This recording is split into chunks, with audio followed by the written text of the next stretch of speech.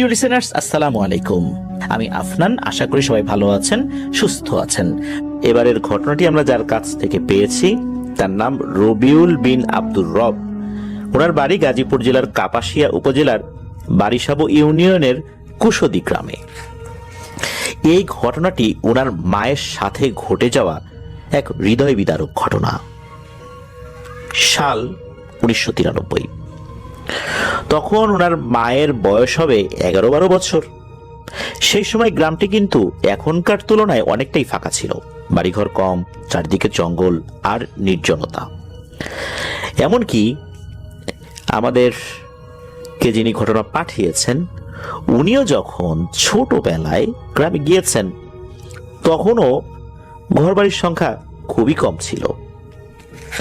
আব্দুর রব ভাই উনি ছোটবেলাতে গ্রামের বাড়িতে যখন গিয়েছেন তখন দেখেছেন একটা বাড়ি থেকে আর একটা বাড়ির দূরত্ব অনেক বেশি। তাহলে বুঝতেই পারা যায় যে ওনার মায়ের শৈশবের সময় আরো বেশি নির্জন আর জঙ্গলে ঘেরা ছিল আশেপাশের এলাকা। তার মায়ের পরিবার ছিল 51বর্তী। ওনার মায়ের ভাই বোন, দাদা, চাচারা সবাই একসাথে একই রান্নায় খেতেন, একসাথে থাকতেন। পারিবারিক বন্ধন ছিল অসাধারণ, যা আজকের দিনে দুর্লভ। এখন তো প্রত্যেকটা পরিবার সেপারেট হয়ে যাচ্ছে, নিউক্লিয়াস ফ্যামিলি হয়ে যাচ্ছে। 51বর্তী পরিবার তো দেখা যায় না। এখন 51বর্তী পরিবার পাওয়াই দুর্লভ। সময়ের স্রোতে অনেক কিছুই বদলে গেছে। ঘটনাটি ঘটেছিল এক দুপুরবেলা। ওনার মা তখন বাড়ির উঠোনে বসে হাঁড়ি পাতিল নিয়ে খেলছিলেন। হঠাৎ করে ওনার মা বাড়ির পাশের জঙ্গলের দিক থেকে একটি ছাগলের তীব্র চিৎকারের শব্দ শুনতে পান। চিন্তিত হয়ে দ্রুত সেখানে ছুটে যান। গিয়ে দেখতে পান যে পাশের বাড়ির এক প্রতিবেশী মহিলার ছাগল তার গলায়, অর্থাৎ ছাগলের গলায় দড়ি এমন ভাবে আটকে গেছে যে ছটফট করছে, গলায় ফাঁস লেগে গেছে, এই জন্যই চিৎকার করছে। আব্দুর রব ভাইয়ের মা তৎক্ষণাৎ সেই দড়ির প্যাচ খুলে দেন যাতে করে ছাগলটি রক্ষা পায়। যেখানে ছাগলটি বাঁধা ছিল তার পাশে একটা গাব গাছ ছিল। তো ওনার মা ছোট মানুষ, না বুঝে হয়তো ওখানে কোনো কিছু নোংরা করে ফেলেছেন। আর ঠিক তখনই যেখানটায় ছাগলটি বাঁধা ছিল তার পাশের সেই গাব গাছ থেকে বিড়ালের কান্নার মতো অদ্ভুত একটি শব্দ ভেসে আসে। ওনার মা তখন থমকে যান। এমন জায়গায় গাছে বিড়াল আসবে কোত্থেকে? কৌতূহলবশত ওনার মা আরেকটু সামনে এগিয়ে গাছের একদম নিচে চলে যান। তখন সেই কান্নার শব্দ আরো তীব্র হয়ে ওঠে। একেবারে ভীতিকর এক আকুতি যেন ওই কান্নার মধ্যে ছিল। মাঝে মধ্যে বিড়াল কষ্ট পেলে যেভাবে ডাকে ঠিক সেরকমটা। মা তখন ভয় পেয়ে দৌড়ে বাড়িতে ফিরে আসেন। বাড়িতে এসে নানিকে সব খুলে বলেন, কি দেখেছেন, কি শুনেছেন আর কিভাবে ভয় পেয়েছেন। নানি তাকে অভয় দিয়ে বলেন, চল তো তোর সাথে একবার যাই, গিয়ে দেখে আসি। মা আর নানি একসাথে সেখানে গিয়ে কিছুই দেখতে পান না। আশেপাশে কোনো বিড়ালও নেই, কোনো শব্দও নেই। নানি তখন বলেন, হয়তো ভুল শুনেছিস মা, গাছের উপরে এখানে বিড়াল আসবে কোত্থেকে। মাও ভাবলেন হয়তো বা নিজেরই ভুল ছিল। এরপর দীর্ঘ 2 বছর পেরিয়ে যায়, সবকিছু স্বাভাবিক, আর কোনো অস্বাভাবিকতাও ছিল না।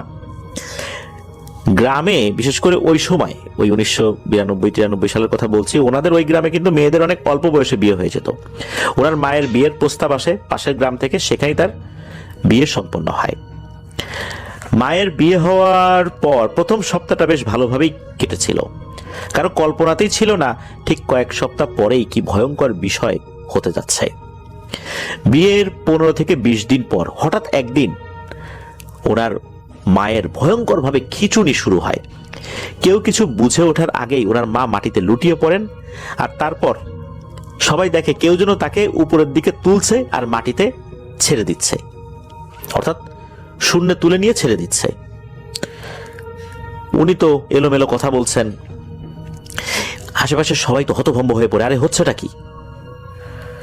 তখন ওই সময় লোকজন বলা বলি শুরু করছে, মানে ওই বাড়ির লোকজন আর কি। আব্দুর রব ভাইয়ের মায়ের শ্বশুর বাড়ির লোকজন বলছে যে দেখে শুনে তো ভালো মেয়েকে বিয়ে করে আনা হইলো, এখন একই শুরু হইলো, এই জিনে ধরা ভূতে ধরা মেয়েরা আমাদের উপর গোসাই দিছে। সাথে সাথে খবর পাঠানো হয় মায়ের বাড়িতে যেহেতু পাশাপাশি গ্রাম। মায়ের বড় জ্যাঠা গিয়ে শ্বশুরবাড়ি থেকে আব্দুর রব ভাইয়ের মাকে উদ্ধার করে নিজের বাড়িতে নিয়ে আসেন। বাড়িতে আসার পর কিছুদিন সবকিছু ঠিকঠাক থাকতো, কিন্তু হঠাৎ করে একদিন আবার সেই খিচুড়ি শুরু হয়ে যায়। তখনকার খিচুড়ি এমন ভয়ানক ছিল যে কেউ তাকে ধরে রাখতে পারতো না। খিচুড়ির সময় আব্দুর রব ভাইয়ের মায়ের শরীর আকাশে শূন্যে উঠে যেত, 4, 5 এমনকি 7 ফুট উঁচুতেও নাকি উঠে যেত, তারপর মাটিতে আছড়ে পড়তো। হয়তো অনেকেই নাকি এটা বিশ্বাস করতে চাইবেন না, এমনটাই বলেছেন আব্দুর রব ভাই, কিন্তু এমনটাই হয়েছিল ওনার মায়ের সাথে। এত উপর থেকে বারবার পড়ে গেলে কিন্তু মানুষের শরীর থেতলে যাওয়ার কথা, কিন্তু এমনটা আল্লাহর রহমতে হয়নি। কেননা যখনই উপরে উঠে যেত তখনই ওনার আম্মুর বাবা চাচারা মিলে ধরে ফেলতেন, যাতে ওনারা সরাসরি হাত দিয়ে ধরতে পারেন, সরাসরি মাটিতে যেন না পড়ে যান। যদিও কেউ তখনও বুঝতে পারছেন না যে কেন এমনটা হচ্ছে। আব্দুর রব ভাইয়ের আম্মু উনি নিজে একটা অদ্ভুত ব্যাপার অনুভব করতেন। যখন খিচুড়ি হতো তখন তার চোখে সরিষার মতো সাদা সাদা ঝাপসা কিছু দেখা যেত। তিনি দেখতে পেতেন গাছের উপর দিয়ে কয়েকটি বিড়াল এদিক ওদিক দৌড়াচ্ছে, যেন এক গাছ থেকে আরেক গাছে লাফাচ্ছে। প্রায় দিন যখন এমনটা চলছিল, এই অবস্থায় পাশের বাড়ির এক প্রতিবেশী একদিন পরামর্শ দিলেন, 2 গ্রাম দূরের চৌকার চালা নামক আর একটা জায়গা আছে, একটা গ্রাম আছে, সেখানে একজন প্রখ্যাত কবিরাজ রয়েছে। সেই কবিরাজের কাছে যেতে। কবিরাজের নাম ছিল হচ্ছে হর্য। এই হর্য কবিরাজ, উনি এখন বেঁচে নাই। মুরব্বীদের মধ্যে হয়তো ওনাকে অনেকেই চিনে থাকবেন, যারা ওই এলাকায় মুরব্বী আছেন আর কি। কবিরাজ যথেষ্ট অভিজ্ঞ ছিলেন, তাকে বাড়িতে ডেকে আনা হয়। তিনি প্রথমে বাড়ির চারপাশ ঘুরে দেখেন, এরপর আব্দুর রব ভাইয়ের মাকেও ভালো করে লক্ষ্য করেন। এরপর উনি বললেন যে কিছু তো একটা হয়েছেই, বিষয়টা বুঝতে হবে আরো ভালো করে। তারপর বাড়ির উঠোনে ওনার মাকে বসিয়ে ওনার মায়ের উপর রিচুয়াল শুরু করেন। কিছুক্ষণের মধ্যেই ওনার মায়ের ভেতর থেকে এক অচেনা কণ্ঠ বের হয়ে আসে। শুধু একটা কণ্ঠ না, মনে হচ্ছে একসাথে অনেকগুলো কণ্ঠ কথা বলছে। কবিরাজ জিজ্ঞেস করলেন, এই কে রে তোরা? প্রথমে এরা চুপ করেছিল, কিন্তু কবিরাজ যখন ভয় দেখিয়ে হুমকি দিলেন তখন একসময় এগুলো কথা বলতে শুরু করলো। বলতে থাকলো যে এই মেয়েটা একদিন ছাগলের দড়ি খুলতে গিয়েছে, আমরা যে গাব গাছে থাকি সেই গাব গাছের ওই দিকটাতে আসছে। আমরা তখন ওই গাছে অবস্থান করছিলাম। মেয়েটার খোলা লম্বা চুল দেখে আমাদের পছন্দ হয়। আমরা কিন্তু তখন ওকে কিছুই করিনি, এমনি দেখছিলাম। এরপর সে গাছের নিচে নোংরা করেছে, এতে আমরা খুব অপমানিত হয়েছি, তাই এর উপর আসর করছি। কবিরাজ তখন জানতে চাইলেন, তোরা কতজন? তখন ওরা বলল, আমরা 7 জন। আমরা সবাই মহিলা, আমরা 6 জন চারাল শ্রেণীর, আর আমাদের মধ্যে একজন আছে যে মুসলিম, আর মুসলিম মহিলা জিনের নাম হলো হাজেরা। এ ভালো জিন, কিন্তু আমরা 6 জন কিন্তু এর মতো ভালো না, এরকমটা বলে। তবে ওই সময় নাকি ওই হাজেরা জিনটা কবিরাজের সামনে কোনো কথা বলেনি। বাকি 6টা জিন তাদের নাম বলেছিল, তবে নানির সেই জিনগুলোর নাম মনে নাই আর কি, এমনটাই জানিয়েছেন। কবিরাজ তখন বললেন যে মেয়েটা তো না বুঝে ভুল করেছে, তোরা ক্ষমা করে চলে যা। কিন্তু জিনেরা তখনও রেগেছিল এবং বলল যে ও আমাদের অপমান করেছে, আমরা তাকে ছাড়বো না। এই পর্যায়ে কবিরাজ কিছুক্ষণ কিছু একটা ভাবলেন, এরপর হুঁশিয়ারি দিলেন, এই ধরনের রুকিয়া উনি এর আগেও করেছেন, আর এর পরিণতি জিনেদের ক্ষেত্রে কি হয় সেটা কিন্তু জিনেরা জানে। তখন ওই কবিরাজ বললেন যে তোরা কিন্তু আমাকে চিনিস, যদি না চিনে থাকিস এখনই এর শরীর থেকে কেউ একজন বের হয়ে গিয়ে আমার সম্পর্কে খোঁজ খবর নিয়ে আয়। এক্ষুনি যদি একে ছেড়ে না যাস, তোদের সবাইকে এখনই আমি বন্দি করে ফেলবো, এরপর তোদের সবাইকে মেরে ফেলবো। এই কথা শোনার পর এতক্ষণ ধরে নির্ভীকভাবে কথা বলা জিনগুলো হঠাৎ ভয় পেয়ে যায়। তারা অনুরোধ করে, আচ্ছা আচ্ছা ঠিক আছে ঠিক আছে, আমরা চলে যাচ্ছি, আর কখনো এই মেয়ের কাছে আসবো না। কবিরাজ তখন বলেন, ঠিক আছে যা, এক্ষুনি যা। এরপর মুহূর্তেই আব্দুর রব ভাইয়ের মায়ের শরীর শান্ত হয়ে আসে। কবিরাজ বললেন যে আলহামদুলিল্লাহ, বিপদ কেটে গেছে। এরপর তিনি এই আব্দুর রব ভাইয়ের মাকে একটা তাবিজ দিয়ে যান, আর পরিবার থেকে ওনাকে কিছু হাদিয়া দেয়া হয়, উনি সেটা নিয়ে চলে যান। সবকিছু দেখে পরিবার কিছুটা স্বস্তি পেল। পরবর্তী 1 মাসের কিছুই হয়নি, সবকিছু অনেকটা স্বাভাবিক হয়ে যায়। কিন্তু সবচেয়ে দুঃখজনক ব্যাপার হচ্ছে যে আব্দুর রব ভাইয়ের মায়ের যে শ্বশুর বাড়ি, সেখান থেকে এই কয়দিনের মধ্যে কেউ কখনোই খোঁজ নেয়নি মেয়েটা কি বেঁচে আছে কিনা, মারা গেল কিনা, সুস্থ হলো না কি অবস্থা, এটা কেউ জানতেও চায়নি, কেউ দেখতেও আসেনি। ঘটনাটা শুরু হয়েছিল তাদের বাড়ি থেকে, অথচ তারা সবকিছু থেকে মুখ ফিরিয়ে নিল। আর সবচেয়ে আশ্চর্যের বিষয় হলো, মাসখানেকের মধ্যেই আব্দুর রব ভাইয়ের মায়ের নামে ডিভোর্স লেটার পাঠিয়ে দেয়। কোনো কিছু আগাম না জানিয়ে হঠাৎ করে ওনার মায়ের আগের শ্বশুরবাড়ি থেকে ডিভোর্স লেটার পাঠানো হয়। এটা আব্দুর রব ভাইয়ের নানা বাড়ির সবাইকে প্রচন্ডভাবে হতবাক করে, কষ্ট দেয়, মানসিকভাবে বিপর্যস্ত করে ফেলে। এমন একটা অমানবিক সিদ্ধান্ত, যেখানে মেয়েটি এমন একটা ভয়ানক সমস্যার মধ্যে দিয়ে যাচ্ছে, অথচ ওদের কোনো খোঁজ নেই, কোনো সহানুভূতি নেই, উল্টো ডিভোর্স লেটার। কবিরাজ চলে যাওয়ার পর প্রথম মাসটা মোটামুটি ভালোই ছিল, কিন্তু সেই শান্তি বেশি দিন স্থায়ী হয়নি। এক রাত্রে আব্দুর রব ভাইয়ের মা, নানি আর ওনার ছোট খালার নাম হচ্ছে নার্গিস, যিনি ওনার মায়ের থেকে 2 বছরের ছোট, একসঙ্গে বিছানায় ঘুমাচ্ছিলেন। রাতের বেলা কোন একটা সময় হঠাৎ করে নানির কাছে মনে হলো যে পাশে কারো উপস্থিতি রয়েছে। তিনি অন্ধকারে চোখ মেলে কিছু দেখতে না পেয়ে সাহস করে হাত বাড়ান যে ওখানে কি দেখি তো। তার হাত গিয়ে স্পর্শ করে একটা তুলে পশমে ভর্তি লম্বাটে আকৃতির কোনো কিছুর উপরে যেন বড় আকারের একটা বিড়াল পাশে শুয়ে আছে। বড় বিড়াল বলতে বিড়ালের আকৃতি থেকে কিছুটা বড়, বিষয়টা এরকম না, একটা বিড়াল যদি শুয়ে থাকে এবং সেটা যদি মানুষের সমান হয়ে যায়, ওই রকম আকৃতির একটা বিড়াল। ভয়ে নানির শরীর তো অবশ হয়ে যাচ্ছে, না উঠতে পারছেন না কাউকে ডাকতে পারছেন। কিছুক্ষণের মধ্যে সেই জিনিসটা ধীরে ধীরে বিছানা থেকে উঠে বাইরে চলে যায়। তখনই নানি একটু হুঁশ ফিরে পান এবং মেয়েদেরকে ডেকে তোলেন, কাঁপা কাঁপা কণ্ঠে বললেন, এ আমি কি দেখলাম রে, জীবনে তো কখনো এরকম হয় নাই আমার সাথে। সেই রাতে আর কিছু না ঘটলেও কয়েকদিন পর সকালবেলায় রান্না শেষে নানি সবার জন্য ভাত সাজাতে গিয়ে দেখেন পাতিলে কোনো ভাতই নেই। নানি অবাক হয়ে দেখেন সব ভাত তরকারি আব্দুর রব ভাইয়ের মা একাই খেয়ে ফেলেছেন। এই অস্বাভাবিক দৃশ্য দেখে সবাই হতবাক হয়ে যায়। তারপর তারা ধরে নেন যে হয়তো অনেক ক্ষুধা লেগেছে তাই এমনটা করেছে। কিন্তু গ্রামের বাড়িতে 51বর্তী পরিবারে বিশাল বড় কিন্তু পাতিল থাকে, অনেকের রান্না হয়। যেখানে 20-25 জনের রান্না হয়, একজন মানুষ এতগুলো মানুষের খাবার খেয়ে ফেলবে, এটা কি আসলে মেনে নেওয়া যায়? বা এমন ক্ষুধা কি কারো লাগে? অস্বাভাবিক ব্যাপার না হলে তো এরকমটা হওয়ার কথা না।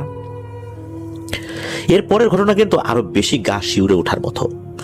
কয়েকদিন পর আবার একদিন সকালে রান্না করার পর নানি কোনো এক কাজে বাইরে গিয়েছিলেন, ফিরে এসে দেখেন একটি কালো কুকুর বাড়ি থেকে বের হয়ে যাচ্ছে।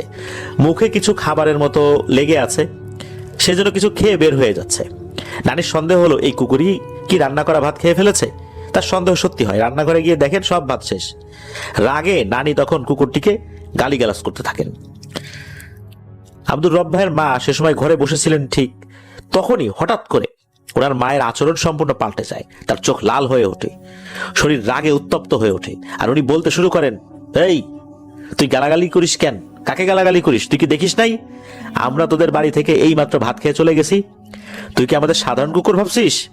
আমরা কিন্তু তারাই যারা তোর মেয়ের সঙ্গে থাকি, আমাদের কোনো গালাগালি করবি না, খবরদার। এই কথা শোনার পর নানি তো একেবারে স্তব্ধ হয়ে যান। একটা ভয়ঙ্কর আতঙ্কে ওনার শরীর জমে আসে। তিনি ভাবতে লাগলেন, এই জিনগুলো এখনো আছে? আমরা তো ভেবেছিলাম কবিরাজের রুকিয়ার পর ওরা চলে গেছে। নানি তখন খেয়াল করলেন কবিরাজের দেয়া তাবিজটাও আব্দুর রব ভাইয়ের মায়ের গলায় নাই। দ্রুত গিয়ে ভালোভাবে খুঁজে দেখেন যে সত্যি এই জিনিসটা নাই, বাড়ির আশেপাশে কোথাও নাই। ঘর বাড়ি তন্ন তন্ন করে খুঁজলেও সেটা আর পাওয়া যায় না। ঠিক তখনই ওনার মায়ের ভেতর থেকে সেই কণ্ঠগুলো আবার ভেসে আসে, তোর মেয়ের এই তাবিজটা হারাই নাই রে, এই তাবিজ আমরাই নিয়ে গেছি। তোরা ভেবেছিস এই কবিরাজ আমাদের তাড়াতে পারবে? আমরা সেই ধরনের জিন না। আমরা তোর মেয়েকে সহজে ছেড়ে যাব না। আমরা ওকে মেরে তারপর তোর ছোট মেয়ের উপরে যাব, তারপর তোর ছোট মেয়েকেও মেরে এই বাড়ি ছাড়বো। এই দুইজনকে শেষ না করে এই বাড়ি ছাড়বো না। এই কথা শোনার পর নানি তো মারাত্মক ভয় পেয়েছেন এবং পুরোপুরি মানসিকভাবে ভেঙেও পড়েন, যেন তার বুকের ভেতর থেকে প্রাণ সরে গিয়েছে। তিনি চিৎকার করে বাড়ির বাকি সবাইকে ডাকতে থাকেন। বাড়ির সবাই ছুটে এসে ঠিক একই দৃশ্য দেখে হতবাক হয়ে যায়। কেউ কিছু বলতে পারে না, শুধু এক বোবা আতঙ্ক ছড়িয়ে পড়ে সবার চোখে মুখে। এরপর থেকে আব্দুর রব ভাইয়ের মায়ের কাছ থেকে ওনার খালাকে কিছুটা দূরে দূরে রাখার চেষ্টা করেন ওনারা, যেন জিনগুলো খালার কোনো ক্ষতি করতে না পারে। এখন কি করবে, কোথায় যাবে, কেউ কিছু বুঝে উঠতে পারে না। এত বড় কবিরাজ দেখানোর পরে যদি এমন হয়, তাহলে আর আশা ভরসার জায়গাটা কোথায় থাকে? আব্দুর রব ভাইয়ের মা ছিলেন নানি বাড়ির সবচেয়ে আদরের সন্তান। তার এই অবস্থা দেখে সবাই নিঃশব্দে কান্না করে। সবাই ভাবছিল, আল্লাহ তুমি ছাড়া এই মেয়েকে আর কে রক্ষা করবে, তুমি একটা উপায় বাতলাও। এভাবে দিন কেটে যাচ্ছিল, দিন রাত কেটে যাচ্ছে। এক একটা রাত যেন এক একটা যুদ্ধ। পরিবার সবাই ভয়ে থাকতো। সবচেয়ে ভয়ঙ্কর সময়টা ছিল যখন আব্দুর রব ভাইয়ের মা হঠাৎ শূন্যে ভেসে উঠতেন। সবাই দেখতো ওনার মা অদ্ভুতভাবে উপরের দিকে উঠছেন, অথচ কেউ কিছুই করতে পারছে না। সেই দৃশ্য দেখে পুরো বাড়ি নিঃশব্দ আতঙ্কে জমে যেত। ওনার মায়ের শরীর ধীরে ধীরে আকাশের দিকে উঠত, আবার আছাড় দিয়ে নিচে ফেলে দিত। এমন দৃশ্য দিনের পর দিন দেখতে হচ্ছে, অথচ কিছুই করার নেই, শুধুই অপেক্ষা করে থাকা। যখন তিনি আছড়ে পড়বেন তখন নিচে দাঁড়িয়ে তাকে ধরে ফেলার চেষ্টা ছাড়া আর কোনো চেষ্টাই কি তারা করতে পারবেন না? দিন যাচ্ছে, ওনার মা অসুস্থ হয়ে যাচ্ছিলেন। ঠিক এমনই এক রাত্রে ওনার মা এবং খালা একসাথে ঘুমাচ্ছিলেন, তখন আবারও ঘটল এক ভয়ঙ্কর ঘটনা। যেভাবে আগে নানির পাশে এক অদ্ভুত লোমশ তুলতুলে এক বিড়াল শুয়েছিল, এইবার সেই অভিজ্ঞতা হলো খালার। ঘুমের মধ্যে খালা হঠাৎ অনুভব করলেন তার পাশেই কিছু একটা শুয়ে আছে। অন্ধকারে স্পষ্ট কিছু দেখা না গেলেও ছোঁয়া থেকে বুঝতে পারলেন সেটা একটা বিশাল আকৃতির বিড়ালের মতো কিছু, প্রায় মানুষের সমান লম্বা এবং তুলতুলে। এই অনুভবেই তিনি চিৎকার করে উঠলেন।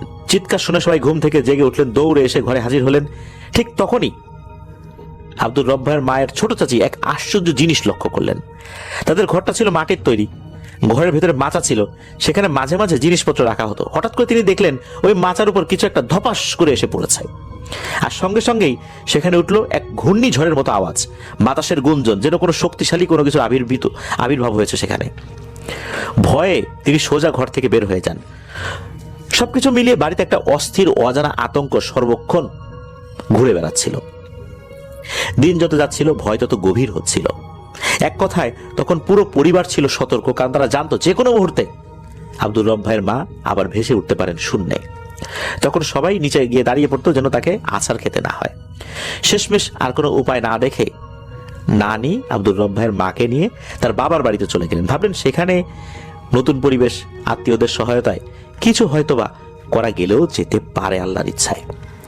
কোনো ভালো হুজুর বা কবিরাজ পাওয়া হয়তোবা যেতে পারে, তিনি হয়তো এই চাড়াল জিনগুলো থেকে মেয়েটাকে মুক্ত করতে পারবেন। এখানে একটা বিষয় উল্লেখ করা দরকার যে আব্দুর রব ভাইয়ের মা ছিলেন তাদের পরিবার এবং মায়ের নানা বাড়িতেও প্রথম নাতনি, সেই কারণে সবাই তাকে ভীষণভাবে আদর করতেন, ভালোবাসতেন। ওনার মা যখন তার নানির বাড়িতে গিয়েছেন, তার নানির যে বাড়িটা সেটা হচ্ছে গাজীপুর জেলার ঘাগুটিয়া ইউনিয়নের শালদই গ্রামে, তখন সেখানে থাকা মামা খালারা তাকে দেখে যেন আকাশ থেকে পড়েন। যাকে কিছুদিন আগে হাসি খুশি সুস্থ দেখতে পেয়েছিলেন, আজ তার রূপ রীতিমতো ভৌতিক। ওনার মা একেবারে রোগা, হ্যাংলা, মাংসহীন চেহারা, চোখে মুখে শুধু এক রাশ আতঙ্ক। যার হাত থেকে বিয়ের মেহেদিও শুকায় নাই, তার আগেই ডিভোর্সের লেটার তাকে দেখতে হয়েছে। এরপর তো এই সমস্ত ঘটনা। নানি তখন পুরো ঘটনা খুলে বলেন। মায়ের মামারা এরপর একজন ভালো হুজুর খোঁজার চেষ্টা করতে থাকেন। এদিকে এলাকার লোকদের মধ্যে খবর ছড়িয়ে পড়ে যে অমুকের মেয়েকে জিনে ধরেছে। তা যেন আগুনে ঘি ঢালার মতো কাজ করলো। কৌতূহলী মানুষেরা ভিড় করতে লাগলো যেন তারা নাটক দেখতে এসেছে। এর মধ্যে পাশের বাড়ির একটা দুষ্টু মহিলা, যিনি সন্দেহ করতেন যে হিন্দু জিন বলে কিছু আছে নাকি, এটা পরীক্ষা করার জন্য তিনি একটা ভয়ঙ্কর কাজ করে বসলেন। তিনি একটি গরুর হাড় সংগ্রহ করে সেটি নিয়ে সরাসরি আব্দুর রব ভাইয়ের মায়ের কাছে এসে হাজির হলেন। তখন ওনার মা বাড়ির বারান্দায় এক কোনায় বসেছিলেন। মহিলাটা পেছন থেকে চুপি চুপি এসে ওই গরুর হাড়টি ওনার মায়ের গায়ে স্পর্শ করান, আর তখনই শুরু হয় ভয়াবহ খিচুড়ি এবং আছাড় মারা। ওভাবে শূন্যে উঠে যাচ্ছিলেন আর আছাড় মেরে ফেলে দিচ্ছিল।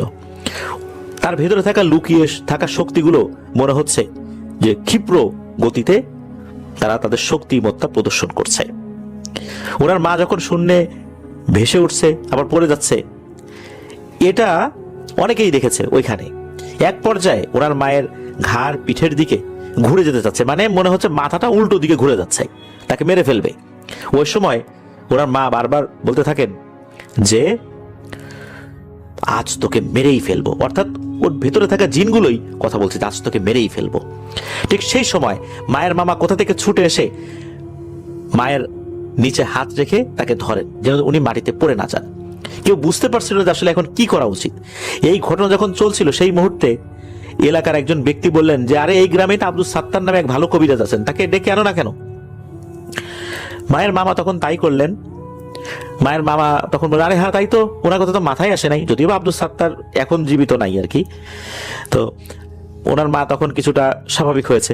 তো মামা দেরি না করে ছুটে যান আব্দুল সাত্তার কবিরাজকে আনতে। চারপাশের মানুষ তখন মায়ের নানি বাড়িতে জড়ো হয়েছে, যেন একটা নাটক সিনেমা দেখছে আর কি। একজনের কষ্ট হচ্ছে আর এরা মজা তামাশা যাত্রাপালা দেখার জন্য আসছে। মা তখন বারান্দায় বসা, আশেপাশে এত ভিড়, তবুও আব্দুর রব ভাইয়ের মা দেখতে পাচ্ছেন বিড়ালের মতো ছায়াগুলো এক গাছ থেকে আরেক গাছে লাফিয়ে লাফিয়ে যাচ্ছে। 1 ঘন্টার মধ্যে আব্দুল সাত্তার কবিরাজ এসে পৌঁছান। তিনি প্রথমে আব্দুর রব ভাইয়ের মাকে খুব ভালোভাবে দেখেন, তারপর ঝাড়ফুঁক শুরু করেন। একসময় জিনদেরকে হাজির করে তিনি জিজ্ঞেস করলেন, তোদেরকে আগেও এক কবিরাজ পালিয়েছিল, তোরা বলেছিলি যে চলে যাবি, আবার কেন এই মেয়েটাকে কষ্ট দিচ্ছিস? তার উত্তর দিল, আরে আমরা কি এত সহজে চলে যাব? আমরা তাকে মেরে তার শরীর থেকে আবার এর বোনকে ধরবো, তার আগে তো আমরা কোথাও যাব না। এই কথা শোনার পর নানি পাশে দাঁড়িয়ে কাঁদতে লাগলেন। একজন মাকে কখনোই তার সন্তানদের এমন পরিণতি শুনতে পারেন যে এরকম পরিণতি হবে? কবিরাজ এবার কড়া সুরে বললেন, যদি তোরা না যাস তাহলে আমার ব্যবস্থা আমি করতেছি, তারা বল যাবি? কিছুক্ষণ চুপ থেকে ওরা বলল, ঠিক আছে এবার আমরা সত্যিই চলে যাব। সেই মুহূর্তে কবিরাজ তাদের ঝাড়ফুঁকের মাধ্যমে ওনার মায়ের শরীর থেকে তাড়িয়ে দেন আর 2টা তাবিজ দিয়েছিলেন। উনি বলেছেন যে আশা করি এবার আর আসবে না। আব্দুল সাত্তার কবিরাজ মোটামুটি ভালোই ছিলেন, কিন্তু পুরোপুরি নিয়ন্ত্রণ করতে উনি পারেননি। কেন যে পারেননি সেটা এখনো আসলে বোধগম্য হয় না। এরপর ওনার মা সপ্তাহখানেক নানা বাড়িতে ছিলেন, মোটামুটি ভালোই ছিলেন। এরপর ফিরে এলেন নিজের বাড়িতে। কিছুদিন যেতে না যেতেই আবার সেই পুরনো ছায়া ফিরে এলো, তবে আগের মতো প্রতিদিন না, প্রতি সপ্তাহে বা 2 সপ্তাহে একবার আসর করত। হঠাৎ একদিন আবারও সেই একই ঘটনা, ওই যে শূন্যে ভেসে ওঠা, পড়ে যাওয়া। আর ঠিক তখনই সেই ভালো যেই জিনটা হাজেরা জিন সে হাজির হয়। সে কিন্তু হাজির সহজে হতে পারতো না ওই 6 জনের উৎপাতের কারণে।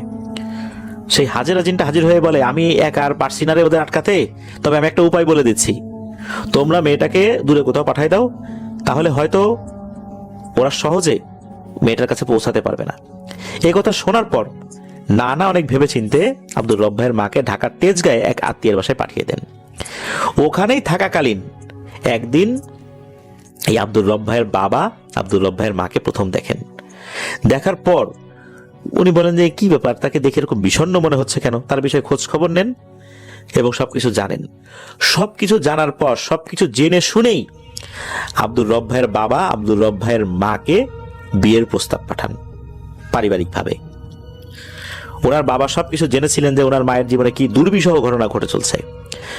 তো অনেকেই বলেছিল যে তুমি এরকম একটা মেয়েকে বিয়ে করতেছো, পরবর্তীতে কি হবে বুঝতে পারতেছো? তখন নাকি উনি খুব সাহসিকতার সাথে এবং আল্লাহর উপর ভরসা করে বলেছিলেন যে আমি এই মেয়ের পক্ষে ওই দুষ্টুদের সাথে ফাইট করব, আল্লাহর উপর ভরসা করে আমি ফাইট করব যতটুকু আমি করতে পারি। মেয়েটাকে তো এইভাবে রেখে দেওয়া যায় না, ওর একজন সঙ্গী দরকার, তা না হলে তো ওর সার্বক্ষণিক চিকিৎসা রুকিয়া এই জিনিসগুলা বাধাগ্রস্ত হবে। আমি যদি ক্ষতিগ্রস্ত হই আমি মেনে নিলাম, আমি বিয়েতে রাজি, আপনারা আয়োজন করেন। বিয়ে হয়ে গেল। এই বিয়েরও নাকি অনেক একটা লম্বা ঘটনা আছে, লম্বা ঘটনাটা লেখেন নাই। তো বিয়ের পর কিছুদিন আল্লাহর রহমতে ভালোই যাচ্ছিল। একদিন রাত্রে আব্দুর রব ভাইয়ের বাবা বাসায় ফিরে এসে দেখেন আগের মতো সেই ভয়াবহ অবস্থা। আব্দুর রব ভাইয়ের মা শূন্য উঠে যাচ্ছে, বারবার আছাড় খাচ্ছে। সবচেয়ে ভয়ঙ্কর একটা ব্যাপার ছিল এখানে, সেটা হচ্ছে খাট আর দেয়ালের মাঝখানে সামান্য ফাঁকা ছিল, সেখানে দিয়ে মানে একটা মানুষের হাতও নাকি প্রবেশ করতে পারে না।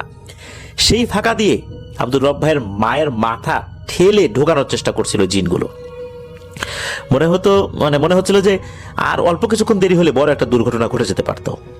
আসলে আল্লাহ যদি কারো হায়াত লিখে রাখেন, কেউ কি মারতে পারে? পারে না। ঠিক ওই মুহূর্তে আব্দুর রব ভাইয়ের বাবা বাড়িতে ফেরত আসেন, দ্রুত খাট সরিয়ে ওনার মাকে সেখান থেকে উদ্ধার করেন। ঘটনার যখন এগুলা ঘটছে তখন ওনার বাবা ভালো কবিরাজের সন্ধানে ছুটে বেড়াচ্ছেন প্রতিনিয়ত। একের পর এক অনেক কবিরাজকে দেখানো হয়, অনেক তাবিজ পরা দেওয়া হয়, ফলাফল একই। ওনার মায়ের শরীর থেকে সেই জিনদের প্রভাব একেবারে শেষ হচ্ছিল না। অদ্ভুত ঘটনাগুলো তখনও চলতেই থাকতো। ওনার মা কখনো অজানা কিছুর প্রভাবে খিঁচুনি দিয়ে উঠতেন, কখনো মাঝরাতে ছায়াময় বিড়ালদের দৌড়ঝাঁপ দেখতে পেতেন। তবে আশ্চর্যের বিষয় ছিল, মা তখন আর ওভাবে ভয় পেতেন না।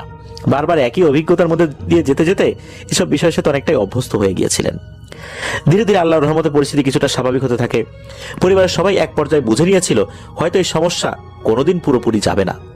ওনার মা বলতেন, জীবনের ওনার শরীরে প্রায় 250 মতো তাবিজ উনি ঝুলিয়েছেন, মানে এট এ টাইম উনি প্রায় 250 তাবিজ শরীরে ঝুলিয়েছেন, কিন্তু কোনোটাই কিছুই হয় নাই, যা তাই। আসলে আল্লাহর ইচ্ছা যে কি এটা বোঝা বড় দায়, আমরা বুঝতে পারি না। যখন আব্দুর রব ভাইয়ের মা দেখলেন কোনো কিছুতেই কিছু হয় না, এই অবস্থা থেকে উনি মুক্তি লাভ করতে পারছেন না, নিয়মিত নামাজে দাঁড়িয়ে আল্লাহর কাছে কেঁদে কেঁদে দোয়া করতেন যে আল্লাহ আমাকে এই অভিশপ্ত কষ্ট থেকে মুক্তি দিন, আপনি ছাড়া আমার কোনো সহায় নাই, আপনি যদি আমাকে সাহায্য না করেন পৃথিবীর কেউ আমাকে সাহায্য করতে পারবে না, অনেকের কাছেই সাহায্য চেয়েছি কেউ সাহায্য করতে পারেনি, আপনি একমাত্র আমার ভরসা, আপনি আমাকে সাহায্য করুন। এইভাবে প্রতি রাত্রে আল্লাহ তাআলার কাছে কান্নাকাটি করতেন, এইভাবে দোয়া করতেন। আল্লাহ তাআলা দোয়া কবুল করেছিলেন। আব্দুর রব ভাই তো জন্মগ্রহণ করেছেন, তারপরও সমস্যা ছিল। 2004 সালে আব্দুর রব ভাইয়ের ছোট ভাই জন্মগ্রহণ করেছেন। এরপর থেকে আব্দুর রব ভাইয়ের মা লক্ষ্য করতেন ওনার শরীরের ভিতরকার যেই একটা সমস্যা ছিল এই জিনদের উপস্থিতির কারণে, এটা ধীরে ধীরে কমে যাচ্ছে, থেমে যাচ্ছে। জিনদের এই আসর, তারপরে শূন্যে তুলে ফেলা, আছাড় দেয়া, খিঁচুনি, ভয়াবহ চিৎকার, সবকিছু আস্তে আস্তে কমে যাচ্ছে। তবে মাঝে মাঝে তখনও সেই বিড়ালগুলোকে উনি দেখতে পেতেন, তবে তারা কোন এক অজানা কারণে ওনার মায়ের কাছে আসতে পারতো না। সর্বশেষ একটা ঘটনা ঘটে 2006 সালের কোন একদিন। তখন আব্দুর রব ভাইয়ের মা আব্দুর রব ভাইয়ের মায়ের নানি বাড়িতে বেড়াতে গিয়েছিলেন।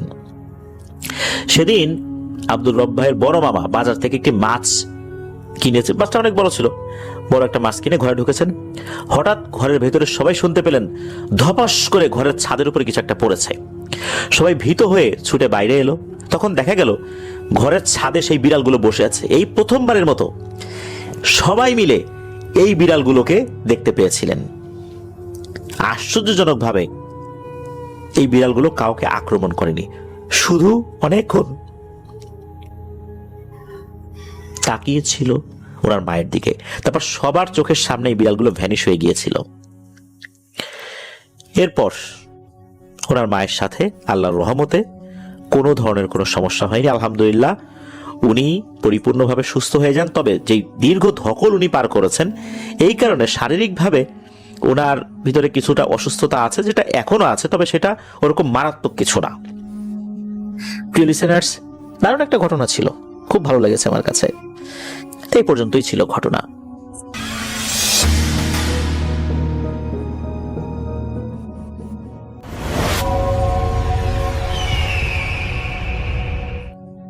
আসসালামু আলাইকুম রাসেল ভাই, আশা করি ভালো আছেন। আল্লাহর রহমতে আমি অনেক ভালো আছি। তো আজকে চমৎকার একটি ঘটনা নিয়ে হাজির হয়ে গেছি। তো ঘটনাটা হচ্ছে আমার চাচাতো ভাইয়ের সাথে ঘটা। সে আমার বড় ভাই। তো ওর সাথে ঘটনাটা ঘটা। যখন ঘটনাটা ঘটে তখন আমি সেখানে উপস্থিত ছিলাম। তো ঘটনাটা হচ্ছে 2016 সালের, তখন আমি ক্লাস 5-এ পড়তাম।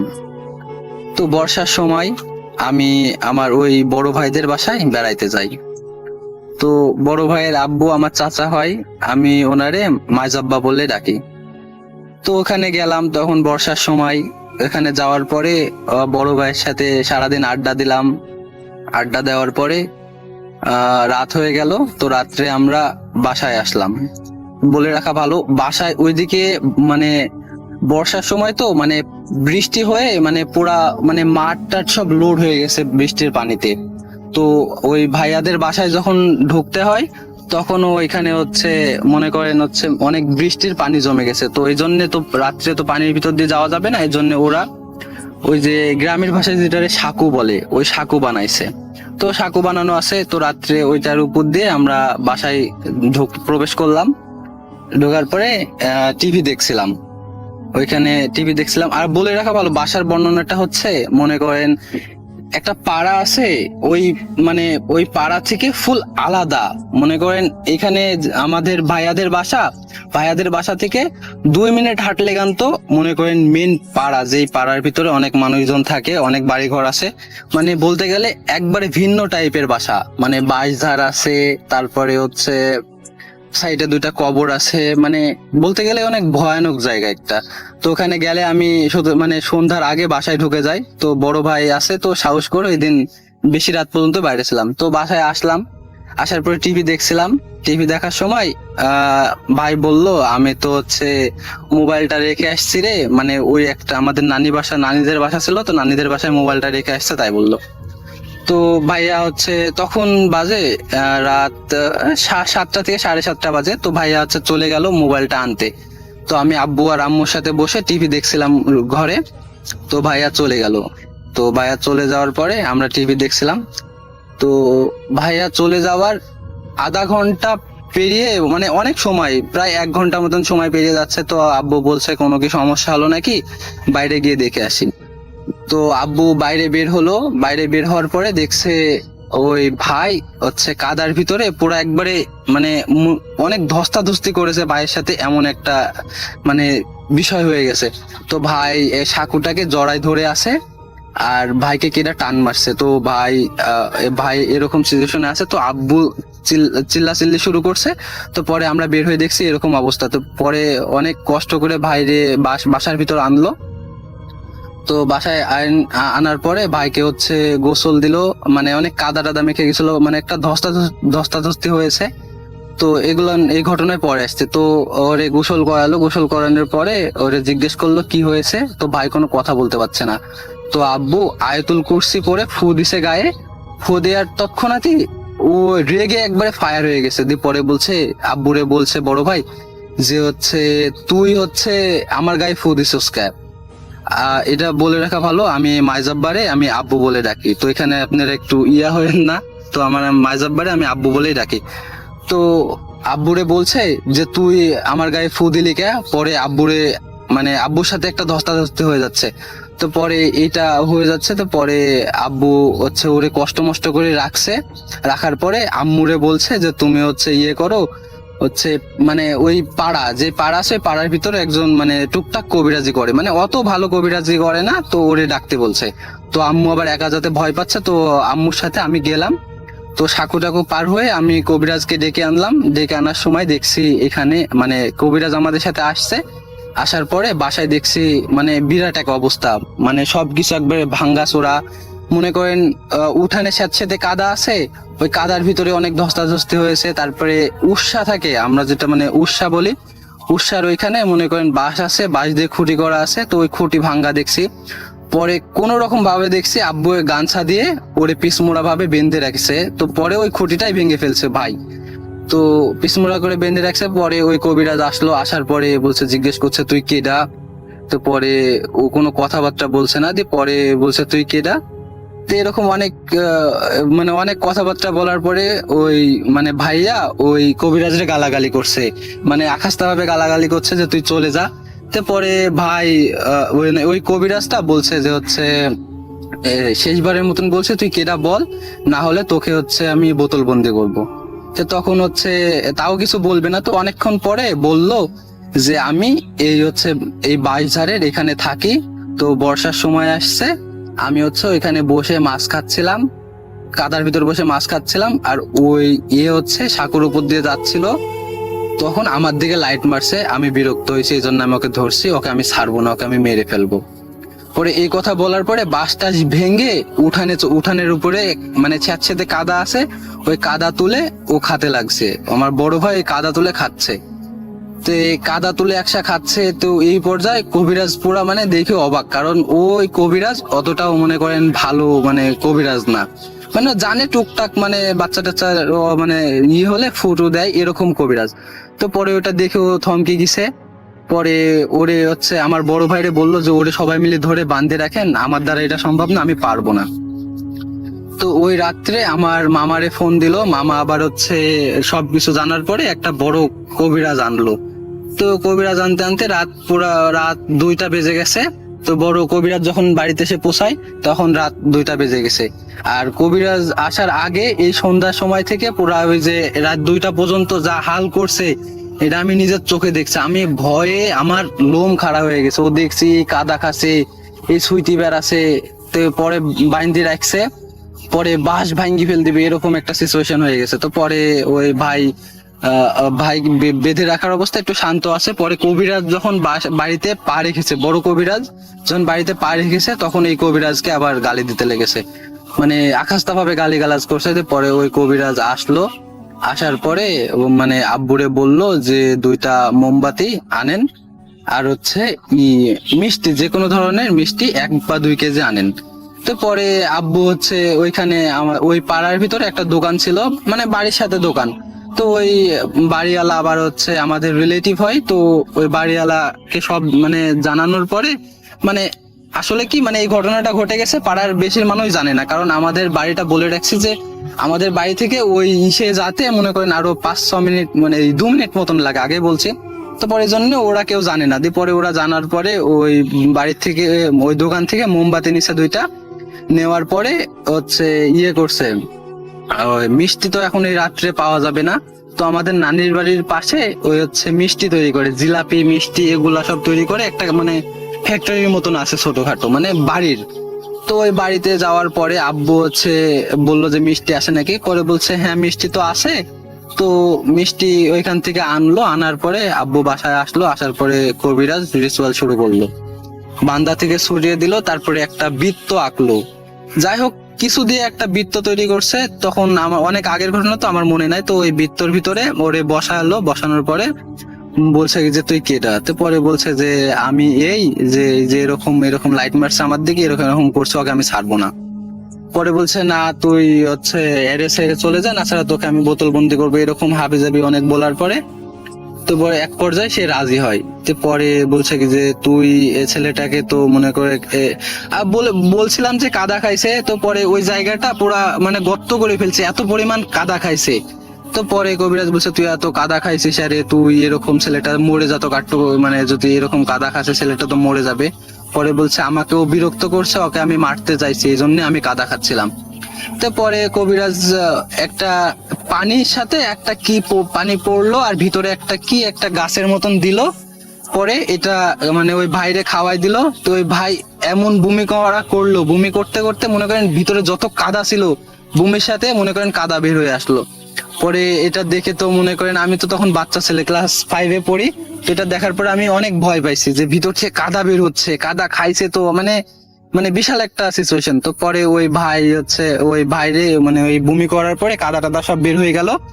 পরে ওই কবিরাজ বলল যে এবার তুই চলে যা। তারপরে বলছে যে আমি চলে যাব, আমাকে মিষ্টি খাইতে দে, এই আমারে মাছ খাইতে দেয়নি, তোরা আমারে মিষ্টি খাইতে দে, আমি চলে যাব। তারপরে আব্বু 2 কেজি মিষ্টি আনছিল, ওই মিষ্টি মানে এক পর্যায়ে মানে একসাথে 5-6টা করে মিষ্টি মুখে দিয়ে ওই মানে ভাই খাচ্ছিল। 5 থেকে 6টা মিষ্টি একসাথে মুখে দিয়ে খাই, মানে 1 মিনিটের মধ্যে 2 কেজি মিষ্টি শেষ করে ফেলছে। শেষ করার পরে ওই মিষ্টি খেয়ে চলে গেল, ও মানে চলে গেছে। তো পরে চলে যাওয়ার আগে কবিরাজ বলছে যে তুই তো চলে যাবি, প্রমাণ কি? পরে বলছে তোরা যে সাঁকুতে যাওয়া আসা করিস, সেই সাঁকুর উপর আমি উল্টে থুয়ে চলে যাব। পরে হচ্ছে ওই জিনটা চলে গেল। তো পরে হচ্ছে আব্বু আর হচ্ছে ওই কবিরাজ বাইরে আসলো, আর আমি আর আম্মু হচ্ছে ওই ভাইয়ের কাছে ছিলাম।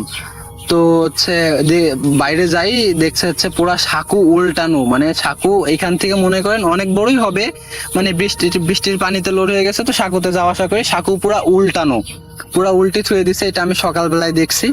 তো পরে ওই ভাইয়ের মনে করেন জ্ঞান ফিরে নাই। পরে একদিন পর জ্ঞান ফিরছে। পরে জিজ্ঞেস করলো আব্বু যে তোর কি হয়েছিল, তুই কোন জায়গায় লাইট মারছিলি? পরে বলছে যে নানিদের বাসায় থেকে আমি মোবাইলটা নিয়ে ফিরছিলাম। তো আমি ফিরার পথে মনে করেন বাটন ফোনে মনে করেন হচ্ছে অত আলো থাকে না, এই জন্য আমি নানির থেকে একটা লাইট আনলাম। তো ওই লাইটটা নিয়ে আমি আসছিলাম, তো সুন্দরভাবে নানিদের বাসা তরিক আমাদের যে পাড়া আছে ওই পাড়াটা আমি পার করলাম। তো পরে আমাদের সাঁকুর উপরে আমি উঠলাম, ওঠার সময় দেখছি নিচে অনেক মাছ খেলছে। পরে আমার আবার মাছ ধরার একটু ইচ্ছা আছে, তো এই জন্য আমি লাইট মেরে নিচে মাছ দেখতেছি কোন জায়গায় মাছ আছে না নাই। এসব দেখছি, দেখতে দেখতে একটু দূরে একটা শিমল গাছ আছে, মরা শিমল গাছ। ওই শিমল গাছের গোড়ায় মানে জোরে থপ থপ করছে। তারপরে ভাবলাম যে ওইদিকে বড় মাছ, একটু লাইট মারি। লাইট মারার পরে আমি যেই দৃশ্য দেখি বাবা, ওই যেটা দেখছি বড় একটা কালো জিনিস মাছ ধরে ধরে খাচ্ছে। পরে আমি লাইট মারছি ওইদিকে। মারার পরে আমার আমার আর দেহ কোনো কাজ করছে না। ওইটা দেখার পরে আমি একটু লড়তেও পারছি না, এত পরিমাণ আমি ভয় পেয়ে গেছি। তো পরে লাইট যখন মানে লাইট মারছে, ওইটা আমার দিকে এক ধেয়ে চলে আসলো। আসার পরে আমাকে মানে ঘাট ধরে কাদার ভিতরে মানে ঘাট খুঁজে দিছে। তো এরকম মানে কাদার ভিতর আমাকে মানে ডুবি ফেল দিবে এরকম সিচুয়েশন। তো আমি মানে শরীরে যত জোর আছে জোরটা খাটিয়ে আমি বাঁচার চেষ্টা করছি। পরে আমি সাঁকুটা জড়িয়ে ধরে আসি, আর আমার পা ধরে ও টানছে। তাই নিয়ে আমার হচ্ছে পানির দিকে, গভীর পানি যেদিকে আছে ওইদিকে নিয়ে যাবে। তো ওই যেদিকে এক হাঁটু পানি ছিল যেখানে সাঁকু, ওইখানে আমার সাথে এরকম ধস্তাধস্তি হচ্ছে। পরে আমাকে মেরে ফেলবে এরকম একটা পর্যায়ে আপনি চলে আসলেন। আপনি আসার পরে আমাকে এখানে তুললেন, ওই জিনিসটা আমার পা ছেড়ে দিল। পা ছাড়ার পরে মানে কি হলো আমি কিছু বুঝতে পারলাম না। ঘরের ভিতরে আপনি খালি জিজ্ঞেস করলেন যে তোর কি হয়েছে, তখন থেকে আমার আর কিছু মনে নাই। পরে আমি এই যে জ্ঞান ফিরলো, এই অবস্থায় আছি।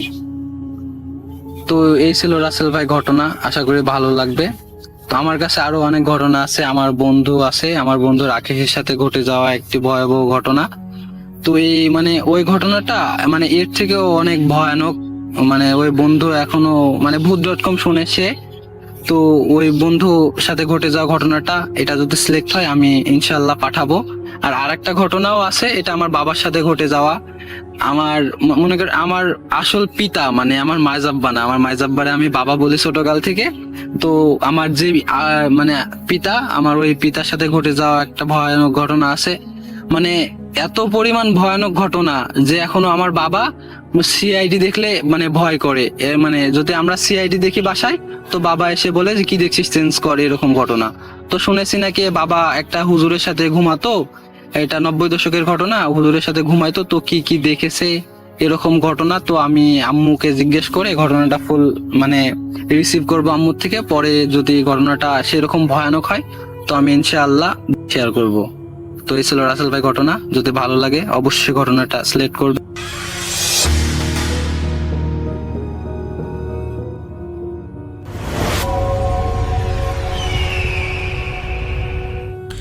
হ্যালো লিসেনার্স, আসসালামু আলাইকুম। আশা করি সবাই ভালো আছেন আর ভালোর দলেই আছেন। আমার নাম রিপন, আমি লালমিহাট থেকে বলতেছি। আজকে যে ঘটনাটা আমি আপনাদের মাঝে শেয়ার করব, এই ঘটনাটা আমাকে পাঠিয়েছেন, তার নাম হলো রাকিব। আর রাকিবের বাড়ি আছে রংপুর সিও বাজারে।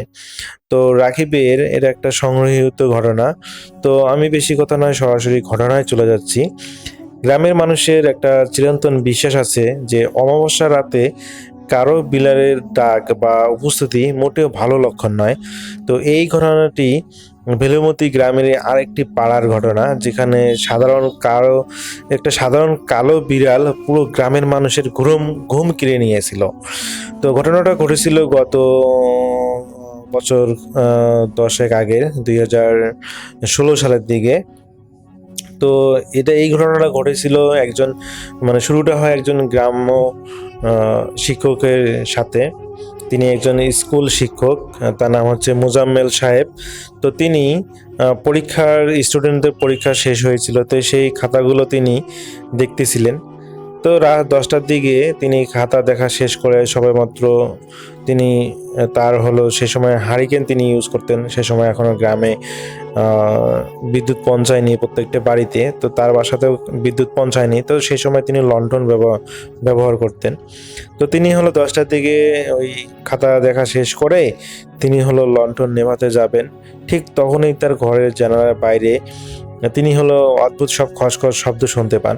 তো তিনি জানালার পাল্লাটা একটু ফাঁক করে হারিকেনের আলোটা বাইরে দিয়ে দেখার চেষ্টা করলেন যে কিসের থেকে শব্দ আসতেছে। তো দেখলেন যে জানালার ঠিক বাইরে সানসেটের উপরে একটা কুচকুচে কালো বিড়াল বসে আছে। বিড়ালটা সারা শরীরে কোথাও এক ফোঁটা সাদা লোম নেই, পুরোটাই একদম কালো একটা বিড়াল। কিন্তু সবচেয়ে অদ্ভুত ব্যাপার ছিল রাসেল ভাই, তার চোখ দুটো সাধারণ বিড়ালের মতো চোখ ছিল না। তিনি দেখলেন যে মোজাম্মেল সাহেব দেখলেন যে সেই বিড়ালের চোখ দুটো নীলচে নীলচে দেখাচ্ছে, কিন্তু এই বিড়ালটার চোখ দুটো ছিল নীলচে প্লাস জ্বলন্ত কয়লার মতো টকটকে, মানে আলো বের হচ্ছে। তো বিড়ালটি মোজাম্মেল সাহেবের দিকে তাকিয়ে এমন ভঙ্গিতে মাথাটা দোলালো যেন সে তাকে খুব ভালো করেই চেনে। তারপর মানুষের কান্নার মতো করে একটু অদ্ভুত সুরে মেয়াও করে উঠল। তো মোজাম্মেল সাহেব একটু বিরক্ত হয়ে বিড়ালটাকে তাড়ানোর জন্য হাততালি দিলেন বা ধমক দিলেন, কিন্তু বিড়ালটি নড়ল না। সে তার সামনের পা দিয়ে ঠায় দাঁড়িয়ে সেখানে বসে আছে। তো তিনি হলো তিনবার ঠকটা জানালার মধ্যে কাঠের মধ্যে মানে এই শব্দ করলেন যাতে বিড়ালটা ভয় পেয়ে পালায়, কিন্তু রাসেল ভাই সে পালালো না। তো এর ঠিক কিছুদিন পর গ্রামে একটা অদ্ভুত খবর রটে গেল যে মোজাম্মেল সাহেবের ঠিক পাশের বাড়ির এক বৃদ্ধা রাতে ঘুমের মধ্যেই নাকি মারা যান। গ্রামের মানুষ বিষয়টাকে স্বাভাবিক ভাবলেও মোজাম্মেল সাহেবের মনে একটা খটকা লাগলো। ওই বৃদ্ধ মারা যাওয়ার ঠিক আধা ঘন্টা আগে নাকি তাদের টিনের চালে একটা কালো বিড়াল অনবরত নখ দিয়ে আছাড় কাটতেছিল। তো মোজাম্মেল সাহেব বুঝতে পারলেন যে এই কালো বিড়ালটি কোনো সাধারণ ক্ষুধার্ত জীব নয়, ও যেন গ্রামের কোনো অমঙ্গলের বার্তা নিয়ে ঘুরে বেড়াচ্ছে, এটা তিনি ভাবলেন আর কি। তো সেই বৃদ্ধার মৃত্যুর পর পুরো পাড়ার একটা থমথমে ভাব নেমে এলো। তো মোজাম্মেল সাহেব কিছুতেই মাথা থেকে সেই রাতের জানালা ঠকঠক আর সেই বিড়ালটার জ্বলন্ত হলদে লাল চোখ দুটোই তিনি যেন ভুলতে পারতেছেন না, কারণ সেই বিড়ালটা কোনো সাধারণ বিড়াল ছিল না তার কাছে মনে হয়। তো সেই ঘটনার 3 দিন পর আবার এক কুয়াশাচ্ছন্ন রাত, ঘড়িতে তখন রাত 12টা। গ্রামের সবাই এই সময়টা গভীর ঘুমে আচ্ছন্ন থাকে। তো মোজাম্মেল সাহেব হঠাৎ একটা অদ্ভুত আওয়াজে জেগে উঠলেন। মনে হলো যে তার ঘরের টিনের চালের ওপর ভারী কিছু একটা হেঁটে বেড়াচ্ছে। তো তিনি ধীর পায়ে তিনি হলো দেখার চেষ্টা করলেন। তো তিনি হলো এবার টর্চ লাইট, হারিকেন নয়, এবার তিনি তার একটা ছোট্ট টর্চ লাইট ছিল এবং তিনি সেই টর্চ লাইটটা হাতে নিয়ে বের হলেন এবং তিনি দেখার চেষ্টা করলেন যে তার হলো বাড়ির টিনের উপর কে হাঁটতেছে। তো রাসেল ভাই যখনই তিনি সেই জিনিসটাকে দেখতে গেলেন, তো যখনই তিনি টর্চ লাইটে আলো ফেললেন এই টিনের উপর, রাসেল ভাই তিনি যা দেখলেন দেখার জন্য মোটেও প্রস্তুত ছিলেন না। তিনি দেখেন যে এর আগে যে তিনি বিড়ালটা দেখেছিলেন একই রকম সেই বিড়ালটাই হলো তার টিনের উপর হেঁটে বেড়াচ্ছে এবং রাসেল ভাই তার সেই বিড়ালটার চোখ দিয়ে যেন টকটকে হলো আভা বের হচ্ছে। নর্মালি কিন্তু কোনো ধরনের বিড়ালের চোখ দিয়ে কোনো ধরনের গ্লো বের হয় না, কিন্তু তিনি দেখতেছেন যে সেই বিড়ালটা যেখানে তাকাচ্ছে সেখানেই আলো পড়তেছে, মানে তার হলো চোখ দুটো এক প্রকার লাইটের মতো করে কাজ করতেছে। বিড়ালটা যেখানেই তাকাচ্ছে সেখানেই যেন আলো পড়তেছে। তো যখনই হলো ওই মোজাম্মেল সাহেবের দিকে বিড়ালটি তাকালো, তখনই তিনি দেখতে পেলেন যে ওই বিড়ালটার যেন চোখের আলোগুলো তার শরীরে পড়ল। তিনি রাসেল ভাই প্রচণ্ড পরিমাণ ভয় পান এবং তিনি রুমের ভিতর যেয়ে তিনি হলো দরজা লাগান। তো তিনি বাইরে হলো টিনের মধ্যে বিভিন্ন বিড়াল যদি নখ দিয়ে আঁচড় কাটে টিনের মধ্যে যেরকম শব্দ হয় তিনি সেই রকম শব্দ শুনতে পাচ্ছেন, কিন্তু কোনো কিছুই তিনি হলো মানে কি বলে প্রতিক্রিয়া করেন নাই। তিনি হচ্ছে দেখা যায় কাঁথামুড়ি দিয়ে তিনি ঘুমিয়ে পড়েন, কিন্তু কোনোভাবেই তার ঘুম আসতেছিল না। তো বলে রাখা ভালো রাসেল ভাই, ওই মোজাম্মেল সাহেব বিবাহিত ছিলেন। তো তিনি হলো তার বয়স প্রায় 35 বছর হবে সে সময়। তো সে সময় দেখা যায় যে তো তার হলো বিবাহিত বউ তিনি আসলে সেদিন ছিলেন না, তাকে তিনি তার বাবার বাসায় রেখে এসেছিলেন। আর মোজাম্মেল সাহেবের আসলে পরিবারে আর কেউ নেই, তার বাবা মা অনেক আগে মারা গিয়েছে, তিনি তার চাচার কাছেই বড় হয়েছেন। তো দেখা যায় যে এই কারণে তিনি ওই বাড়িতে একাই থাকতেন। তো যে বউ চলে যাওয়ার কারণে তিনি আসলে বাসায় মানে বউ বাপের বাড়ি যাওয়ার কারণে তিনি বাসায় দেখা যায় একা, এই কারণে তিনি আসলে প্রচণ্ড ভয় পেয়েছিলেন। তো ভয়ের কারণে তিনি ওই কাঁথামুড়ি দিয়ে বাইরে বের না হওয়ার জন্য চেষ্টা করতেছিলেন, কিন্তু রাসেল ভাই তার কাছে মনে হচ্ছিল যে সেই বিড়ালটা খুবই মায়াবী সুরে মেয়াও মেয়াও করে কান্না করতেছে, যেটা তাকে বাইরে বের করার জন্য যথেষ্ট। তো তিনি হলো অনেক একটু সাহসী ছিলেন, তো যার যেহেতু একা বাড়িতে থাকেন তার মোটামুটি একটু সাহস ছিল, কিন্তু সেই বিড়ালটার আকৃতি এবং হলো সেই বিড়ালটার চোখের আলো, এগুলো তো আসলে তাকে আসলে খুবই ভাবাচ্ছিল। তো সেদিনের মতো করে তিনি সেই রাতটা পার পার করে দেন। তো রাসেল ভাই, গ্রামের মধ্যে একটা কথা রটে যায় যে ওই কালো বিড়ালটা নাকি অনেকেই দেখেছে, এবং যারা যারা যারা যারা দেখেছে তারা নাকি কয়েকদিন পর অসুস্থ হয়ে গেছে। তো এটা শুনে আসলে ওই মোজাম্মেল সাহেব প্রচুর পরিমাণ টেনশনে পড়ে যান, কারণ তিনি তো দুইবার বিড়ালটাকে দেখলেন, তাহলে কি তিনিও অসুস্থ হয়ে যাবেন? তো এরপরে গ্রামে হলো রাসেল ভাই টানা 7 দিনে আরও 2টা মানুষ মারা যায়। তো এই 7 দিনে আসলে ওই মোজাম্মেল সাহেব সেই বিড়ালটাকে দেখেননি। তো এই যে দুজন মারা গিয়েছে তাদের পরিবারের কাছে জানা যায় যে তাদের পরিবারের লোকজন বলে যে সেই বিড়ালটা নাকি তাদেরকে 3বার দেখা দিয়েছিল, এবং 3বারের পরবর্তীতে নাকি তারা আসলে মারা গিয়েছে। তো রাসেল ভাই, এই মোজাম্মেল সাহেব তো প্রচুর পরিমাণে ভয়ে থাকেন যে তিনি তো 2বার দেখেছেন, তাহলে কি শেষবার দেখার পর তারও মৃত্যু হবে? তিনি এই টেনশনে রাসেল ভাই কোনোভাবেই ঘুমাতে পারতেছেন না। তো ওই মোজাম্মেল সাহেবের একজন হলো কলিগ ছিল, তাকে তিনি এই বিষয়টা শেয়ার করেন যে কি করা যায়, আমাদের গ্রামে এরকম একটা বিড়াল খুবই অতিষ্ঠ করতেছে, মানুষ রাত হলে বের হতে সাহস পাচ্ছে না, কারণ কখন কোথায় ওই বিড়ালটাকে দেখতে পায়, এবং দেখা যায় যে গ্রামের মধ্যে রটে গেছে যে 3বারের বেশি দেখলে সে মারা যাচ্ছে। এই কারণে আসলে রাতে সন্ধ্যার পর মানুষ গ্রাম থেকে বের হয়ে বের হচ্ছে না আর কি। তো সেই কলিগটা বলে যে আর এত ভয়ে পড় কি হয়েছে, তুই কোনো একটা হুজুর বা কবিরাজের সাথে যোগাযোগ কর, হয়তো বা তারা এটা সমাধান করতে পারবে।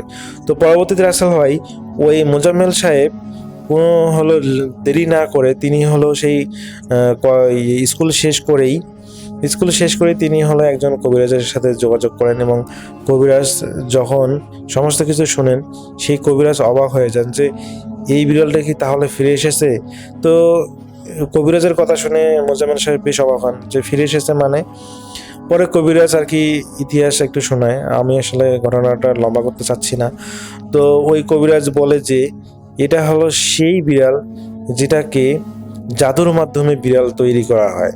মানে ওই এলাকায় একজন কুখ্যাত কবিরাজ ছিলেন, যিনি অনেকগুলো মানুষের বলি দিয়ে তিনি হলো একজন কুখ্যাত কবিরাজ হয়েছিলেন, এবং সেই কবিরাজ এই বিড়ালটাকে বানিয়েছিল তার সুরক্ষার জন্য।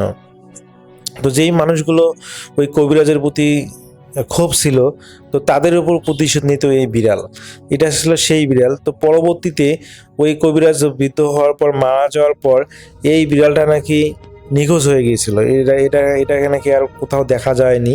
তো কিন্তু সেই কবিরাজ বলেছিল যে সে মারা গেলেও নাকি এই বিড়ালটা তাকে পাহারা দেবে। তো এটা কেন ফিরে এসেছে সেটা নিয়ে এখন কবিরাজ টেনশন করতেছে। তো পরবর্তীতে কবিরাজ বলে যে আপনি বাসায় চলে যান, আমি হলো সন্ধ্যার সময় আপনার বাসায় চলে আসব। তো হলো মোজাম্মেল সাহেব বাসায় চলে আসে, এবং সন্ধ্যার সময় ওই সেই কবিরাজটা চলে আসে, এবং আসার পর তিনি ওই এলাকায় একটু ঘোরাফেরা করেন, এবং ঘোরাফেরা করে তিনি যেটা বুঝতে পারেন যে হ্যাঁ, এটা সেই বিড়াল যেটা ওই কুখ্যাত কবিরাজের ছিল, তৈরি করা একটা বিড়াল ছিল।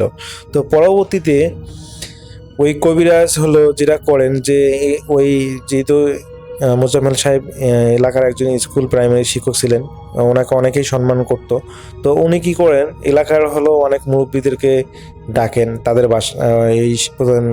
ওই হলো মোজাম্মেল সাহেবের বাসায়। তো শিক্ষকের অনুরোধে দেখা যায় এলাকার মুরব্বীগুলো সবাই আসেন, এবং আসার পর তারা সবাই ওই কবিরাজের কাছে সলা পরামর্শ করেন, এবং কবিরাজ তাদেরকে বলেন যে এই বিড়ালকে আসলে থামানো খুব কঠিন কিছু না, একে থামানো যাবে যদি আপনারা সবাই একত্রিত হয়ে কিছু পদক্ষেপ নেন। তো এলাকার ওই মুরব্বীরা বলে যে কী পদক্ষেপ নেওয়া যায় বলেন, আমরা আসলে এই বিড়ালের অত্যাচারেই আছি। তো পরবর্তীতে রাসেল ভাই, সেই কবিরাজ বলে যে আপনারা যদি এলাকায় একটা দোয়া মাহফিলের আয়োজন করেন সেই কুখ্যাত কবিরাজের উদ্দেশ্যে, বা হলো আল্লাহর দোয়া মাহফিলটা হবে আল্লাহর উদ্দেশ্যে, কিন্তু কারণটা হবে বলতে একটা হলো রিজন বা হলো থাকবে হচ্ছে সেই কুখ্যাত কবিরাজের আর কি আত্মার মাগফিরাত হিসেবে আর কি দোয়া মাহফিলটা হবে। তো করলে আশা করি এই সমস্যাটার সমাধান কেটে যাবে। তো রাসেল ভাই, এটাতেও অনেক গ্রামের অনেক মানুষই আপত্তি ছিল যে সে খুবই একটা বাজে মানুষ ছিল, অনেক খারাপ একটা মানুষ ছিল, আর তার উদ্দেশ্যে আমরা আল্লাহর কাছে দোয়া মাহফিলের আয়োজন করব, এটা খুবই খারাপ দেখায়। বা অনেকেই রাজি হচ্ছিল না, দেখা যায় অনেকেই রাজি হচ্ছিল, আবার অনেকে রাজি হচ্ছিল না।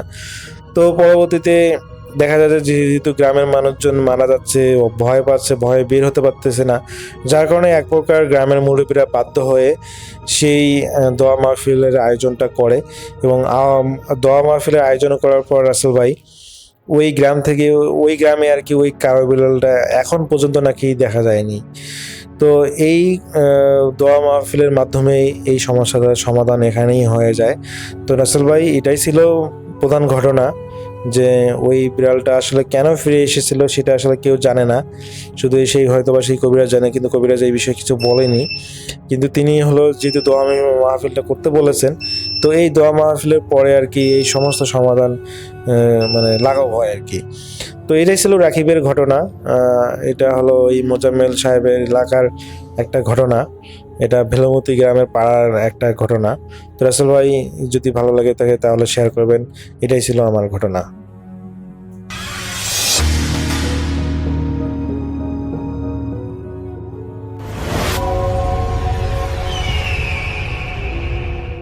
আসসালামু আলাইকুম, আপনাদের সবাইকে সাদর আমন্ত্রণ জানাচ্ছি। আমি আহমেদ বাবু। এই ঘটনাটি আমাদের সাথে শেয়ার করেছেন মানিক চৌধুরী, মেজর টিলা, সিলেট থেকে। মানিক তার এক বড় ভাইয়ের কাছ থেকে শোনা একটি ঘটনা আমাদের কাছে শেয়ার করেছেন। তিনি আমাকে অনুরোধ করেছেন আমি যেন আমার মতো করে ঘটনাটি আপনাদের কাছে প্রেজেন্ট করি। তা আমি চলে যাব মানিকের পাঠানো ঘটনায়। 80-র দশকের কথা। তখন বাংলাদেশের কোন একটা জেলার থানা পর্যায়ের পোস্ট অফিসে চাকরি করতেন একজন ভদ্রলোক, যার নাম ছিল জহুরুল। তো সেই সময় বা এখনো যারা পোস্ট অফিসে চাকরি করতেন তাদের কাজের পরিধি অনেক বেশি ছিল, কারণ অনেক কাজ করতে হতো তাদের বিভিন্ন রকমের কাজ ছিল। বিভিন্ন অফিসিয়াল ম্যাটার হ্যান্ডেল করা থেকে শুরু করে সেই তাদের এই চিঠিপত্র যা আসতো সেগুলোকে সর্ট আউট করা এবং সেগুলোকে ডিস্ট্রিবিউটের দায়িত্ব পড়তো তাদের কাছে। থানা পর্যায়ের পোস্ট অফিস তখন তো সব গ্রামে পোস্ট অফিস হয়ে ওঠে নাই, আমার মনে হয় না এখনো আছে। যাই হোক, তো সেই চিঠিগুলোকে সব সর্ট আউট করে সেগুলোকে জায়গা মতো পৌঁছে দেওয়ার দায়িত্ব তাদের উপরে পড়তো। তো জহুরুল সাহেব অনেক পরিশ্রম করতেন, তিনি থাকতেন গ্রামে।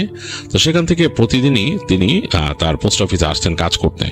তার একটা বাইসাইকেল ছিল, সেটা তার নিজস্ব বাইসাইকেল এবং খুব শখের একটা সাইকেল, সেটাকে তিনি খুব যত্ন করে রাখতেন। সেটা নিয়ে আসতেন প্রতিদিন অফিসে এবং এসে কাজ করতেন। একদিনকার ঘটনা, তিনি এসছেন, এসে তার মতো সারাদিন কাজ করছেন এবং দুপুরে তাদের পরিদর্শনে তাদের একজন উচ্চ পর্যায়ের কর্মকর্তা আসার কথা। তো সেই কারণে তাদের ওখানে বেশ হইচই পড়ে গেছে। দেখা গেল যে সবাই ব্যস্ত সেটা নিয়ে এবং তাদের যে মাস্টার ছিলেন তিনি বললেন যে আপনি এদিকটা দেখেন, এই ইত্যাদি ইত্যাদি বিভিন্ন কাজে তাকে এনগেজ করে দিল। তো জহুরুল সাহেব একটু বিরক্ত, কারণ তার অনেকগুলো কাজ ছিল। তিনি এই চিঠি সর্ট আউট করছেন, এগুলো নিয়ে যাবেন এবং তিনি দেখেছেন যে এখানে তার কাছে প্রায় প্রতিদিনই একজন ভদ্রলোক আসতো, বয়স্ক একজন ভদ্রলোক এসে বলতো যে আমার কিছু কাগজ আসার কথা, বিশেষ করে আমার পেনশনের একটা ফাইল আসার কথা, একটু দেখবেন কাইন্ডলি এটা আসছে কিনা, খোঁজ নিত আর কি লোকটা। তো জহুরুল সাহেবের একটু মায়া লাগতো, কারণ জহুরুল সাহেবের বাবাও বেশ বয়স্ক, পেনশন নিয়ে অনেক কষ্ট পেয়েছেন। তো তিনি এটা নিয়ে মায়া করতেন। তিনি তাকে বলতো চাচা আসলে অবশ্যই আমি নিজ দায়িত্বে আপনার কাছে পৌঁছাই দেবো, চিন্তা করেন না। তো তিনি ওইটা নিয়ে একটু টেন্স থাকতেন, যে চোখ রাখতেন যে ওই লোকের কাগজ আসছে কিনা। এছাড়াও আরো অনেক কাগজ আছে, অনেক চিঠিপত্র আসতো। যাই হোক, জহুরুল সাহেব মোটামুটি একটু বিরক্ত, যেহেতু তার এই কাজ ছেড়ে উঠতে হয়েছে। তো তারপরও তাকে তাদের যেহেতু তার যিনি বস বলে গেছেন সেটাতে ইনভলভ হয়ে যেতে হয় কাজকর্ম। তো দেখা গেল যে তাদের সেই পরিদর্শন শেষ হলো এবং সেই যে উচ্চ পর্যায়ের যিনি ছিলেন তিনি আসছেন, এসে ভিজিট করে এক সময় চলে গেলেন। তখন দুপুর গড়ায় গেছে, লাঞ্চ টাইম শেষ। তো এই সময় যে দুই একজন মানুষ যারা ছিল কাজ করে খেতে বসছে, তো জহুরুল সাহেবও খেতে বসলেন। খাওয়া দাওয়া শেষ করে দেখলেন যে বেশ বেলা হয়ে গেছে। তো তিনি ভাবছেন যে আমি কি চিঠিগুলো নিয়ে বসবো নাকি কালকে আবার শুরু করব কাজ। তো তারপরও তিনি যেহেতু খুব কর্মঠ মানুষ, তিনি কাজ ফেলে রাখতেন না। তিনি তার হাতটা ধুয়ে তিনি চলে গেলেন তার কাজে দেখতে। তিনি চিন্তা করলেন যে জরুরি কি কি চিঠি আছে, এগুলো নিয়ে তিনি মাথা ঘামাবেন। তো এগুলো সর্ট করতে করতে তিনি হঠাৎ করেই পেলেন যে ওই যে মনে হলো এরকম একটা মোটা ফাইল, এবং সেই যেখান থেকে আসছে তিনি বুঝলেন যে এটা ওই কোনো একটা অ্যাকাউন্টস ডিপার্টমেন্টের চিঠি। তো বুঝলেন যে এটা হয়তো কারো ইম্পর্টেন্ট। তিনি ওই ভদ্রলোকের নাম মিলাইলেন যিনি খুঁজেন, প্রায় প্রতিদিনই এসে খুঁজতেন। কয়েকদিন ধরে আবার সেই ভদ্রলোক আসতেছেন না। জহুরুল সাহেব শেষবার তাকে বলছিলেন, মানে শেষ যেবার আসছে, যে চাচা আপনি চিন্তা করেন না, আমি দায়িত্ব না, আমি আপনাকে পৌঁছায় দিব। তো তিনি তাড়াতাড়ি ওনার নাম বের করলেন, খুঁজে দেখলেন যে হ্যাঁ এটা তো তারই চিঠি, এটা এসে বসে আছে। তিনি মানে খুব তাগিদ ফিল করলেন, তাড়াতাড়ি চিঠিটাকে গোছাইলেন, চিন্তা করলেন যে এটা তো আজকেই দিতে হবে, কোনো উপায় নেই। কারণ তাকেই কিন্তু এগুলো বিলি করতে হইতো, কারণ ওখানে কিন্তু আলাদা আলাদা ওরকম ডিপার্টমেন্ট নাই। তো তিনি চিন্তা করলেন যে এটা যেহেতু আমি নিব, আরো দেখি ওখানে আশেপাশে আর কি আছে। তো খুঁজে খুঁজে খুঁজে তখন মানে এক পর্যায়ে তাকে বসেই যেতে হলো আসলে মানে কাজে, কারণ চিঠি তো আর এইভাবে পাওয়া যায় না।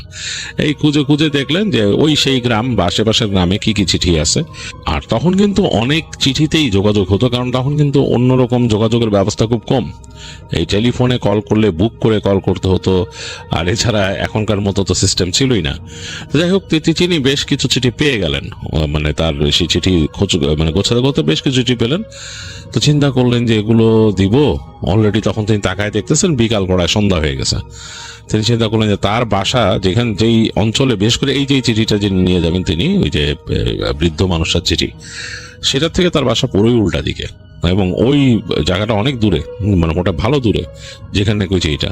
তো তার খুব মায়া লাগলো, তার বাবার কথা মনে পড়লো। তিনি চিন্তা না, আমি চিঠি নিয়ে যাই, এবং আশেপাশের চিঠিগুলো তিনি নিলেন, বললেন যে যাই এগুলো সব দিয়ে তারপর যাই, হোক আজকে রাত হোক। এরকম চিন্তা করতে করতে তিনি বেরোলেন। তো অফিস থেকে যখন বেরোয় যাচ্ছেন তখন কিন্তু অলরেডি বিকাল একদম গড়ায় গেছে, মানে বোঝা যাচ্ছে যে সূর্য একদম মানে হেলে গেছে, সন্ধ্যা। তিনি তার সাইকেলটা নিয়ে খুললেন, সাইকেলের তালা খুলে সাইকেল ঠেলে বের করলেন। বের করে যখন বাজারের পাশ থেকে আসতেছেন তখন অলরেডি দেখলেন যে আজান দিয়ে দিচ্ছে। তো এবং আজান শেষ হয়েছে, এবং তিনি সাইকেল প্যাডেল মেরে মেরে যাচ্ছেন। তাদের ওখানকার বাজার পার হয়ে যখন নাকি রাস্তায় উঠলেন, গ্রামে যাওয়ার যে সোজা রাস্তা একটা, সেই রাস্তাটা একটা মাটির রাস্তা আর কি, মানে রাস্তাটা কিন্তু তখনও পুরো পাকা হয় নাই, মানে মাটি ফেলে তারপর ইট বিছানো হয়েছে, এবং তার উপরে আবার মাটি ধুলা এগুলো পড়ে আছে, এবং রাস্তার দুই পাশে ঢাল, এবং দুই ঢাল দিয়ে নেমে গেলে দূরে বিশাল বিস্তৃত ফসলের মাঠ, এবং একদম ফাঁকা। তো এইখান থেকে তিনি সাইকেল চালাতে বেশ পছন্দ করেন, যদিও খুব প্লেন ভাবে সাইকেল চলেন, একটু লাফায় লাফায় চলে, কিন্তু তার কাছে বেশ মজা লাগে। তো সন্ধ্যা হয়ে গেছে, অনেকদিন পর এরকম সন্ধ্যার সময় একটা রাইড তার কাছে মজাই লাগতেছে। পার্থক্য হচ্ছে এইটাই, তাকে বুঝতে পারছেন যে এই রাস্তার শেষ মাথায় গিয়ে তাকে বায়ের পরিবর্তে ডানে চলে যেতে হবে, কারণ এই যে চিঠি পৌঁছাতে গেলে ডান দিকে যেতে হয়, আর বাঁদিকে গেলে তার বাসা। তো তিনি এরকম খুব মানে প্যাডেল মারছেন, যদিও বেশ একটু মানে যেহেতু বেলা হয়ে গেছে তিনি বুঝতে পারছেন না কয়টায় তিনি বাসায় পৌঁছাবেন, তার আন্দাজই নেই। কিন্তু বেশ মজা লাগতেছে, অনেকদিন পর একটা অ্যাডভেঞ্চার লাগতেছে আর কি, যে এরকম রাতে যাচ্ছেন চিঠি বিলি করতে। তো প্যাডেল মারতে মারতে এক সময় সেই রাস্তার মানে একদম প্রান্তের শেষ মাথায় চলে আসেন। এখানে রাস্তাটা ইংরেজি টি অক্ষরের মতো হয়ে গেছে, মানে এখানে যে তার রাস্তাটা মিলছে এবং দুই পাশে ডানে বামে যেটা রাস্তা চলে গেছে, ওই পারে আবার ঢাল, সেখানে আবার খোলা প্রান্তর। আর দূরে দেখা যাচ্ছে তখন শীত আসি করতেছে, বেশ ঠান্ডা ঠান্ডা লাগতেছে তার। তো তিনি তো ফুলাতা শার্ট পরা ছিলেন, সেটা পরেই রওনা দিছেন। তো তারপর একটু কেঁপে উঠতেছেন। তো এই শেষ মাথায় এসে একবার বাসার দিকে তাকাইলেন, বাসার রাস্তার দিকে। মনটা একটু মানে কামড় দিয়ে উঠলো, কারণ বাসার রাস্তার দিকে দিন শেষে তাকালে মনে ওদিকেই যাই, কিন্তু কিছু করার নাই, তাকে যেতে হবে ডান দিকে, তাকে চিঠিগুলো বিলি করতে হবে, নিয়ে যেহেতু বের হয়েছেন আজকে। তো যাই হোক, তিনি ডান দিকে টার্ন নিয়ে চলা শুরু করলেন এবং চলছেন। এখানে মাঝে মাঝে আসা হয় তার, এদিক দিয়ে সোজা গিয়ে তিনি মানে ডান দিকে আরেকটা গ্রাম আছে, ওখানে অনেক চিঠি আসে, কারণ সেই গ্রামের অনেক মানুষ বিদেশে থাকে, বিদেশ থেকে চিঠি লেখে, শহর থেকেও আসে, ঢাকা থেকেও আসে। তো যাই হোক, ওদিকে যাওয়া হয়। বাট এই যে তিনি যেই ঠিকানায় যাবেন, মানে যে যার অফিসিয়াল চিঠি আসছে বৃদ্ধর, সেই জায়গায় কিন্তু খুব বেশি চিঠি আসে না ওই গ্রামটাতে। এটা একটা ব্যাপার, ওখানে খুব বেশি চিঠি আসে না, এবং এই কারণে কিন্তু বৃদ্ধ আরো খবর নিতে আসতেন যে চিঠি খুব একটা আসে না, কি ব্যাপার। আর ওইখানে যাওয়ার সময় রাস্তাটা একটু অন্যরকম, মানে এইখান থেকে সোজা গিয়ে একটা নেমে যেতে হয়, যে ঢালটা বাদিকেই ঢাল দিয়ে নেমে যেতে হয়। নেমে গেলে ক্ষেতের পাশ দিয়ে একটা রাস্তা আছে, সেই রাস্তাটা ঘুরে গিয়ে মিশছে আর একটা পুরোনো রাস্তার সাথে। যে পুরোনো রাস্তাটা বাঁকা ভাবে চলে গেছে, ওই জায়গাটা কিন্তু অনেক পুরনো, এবং ওই গ্রামটার যে রাস্তা বা সাইডের অংশটা এটা অনেক পুরনো।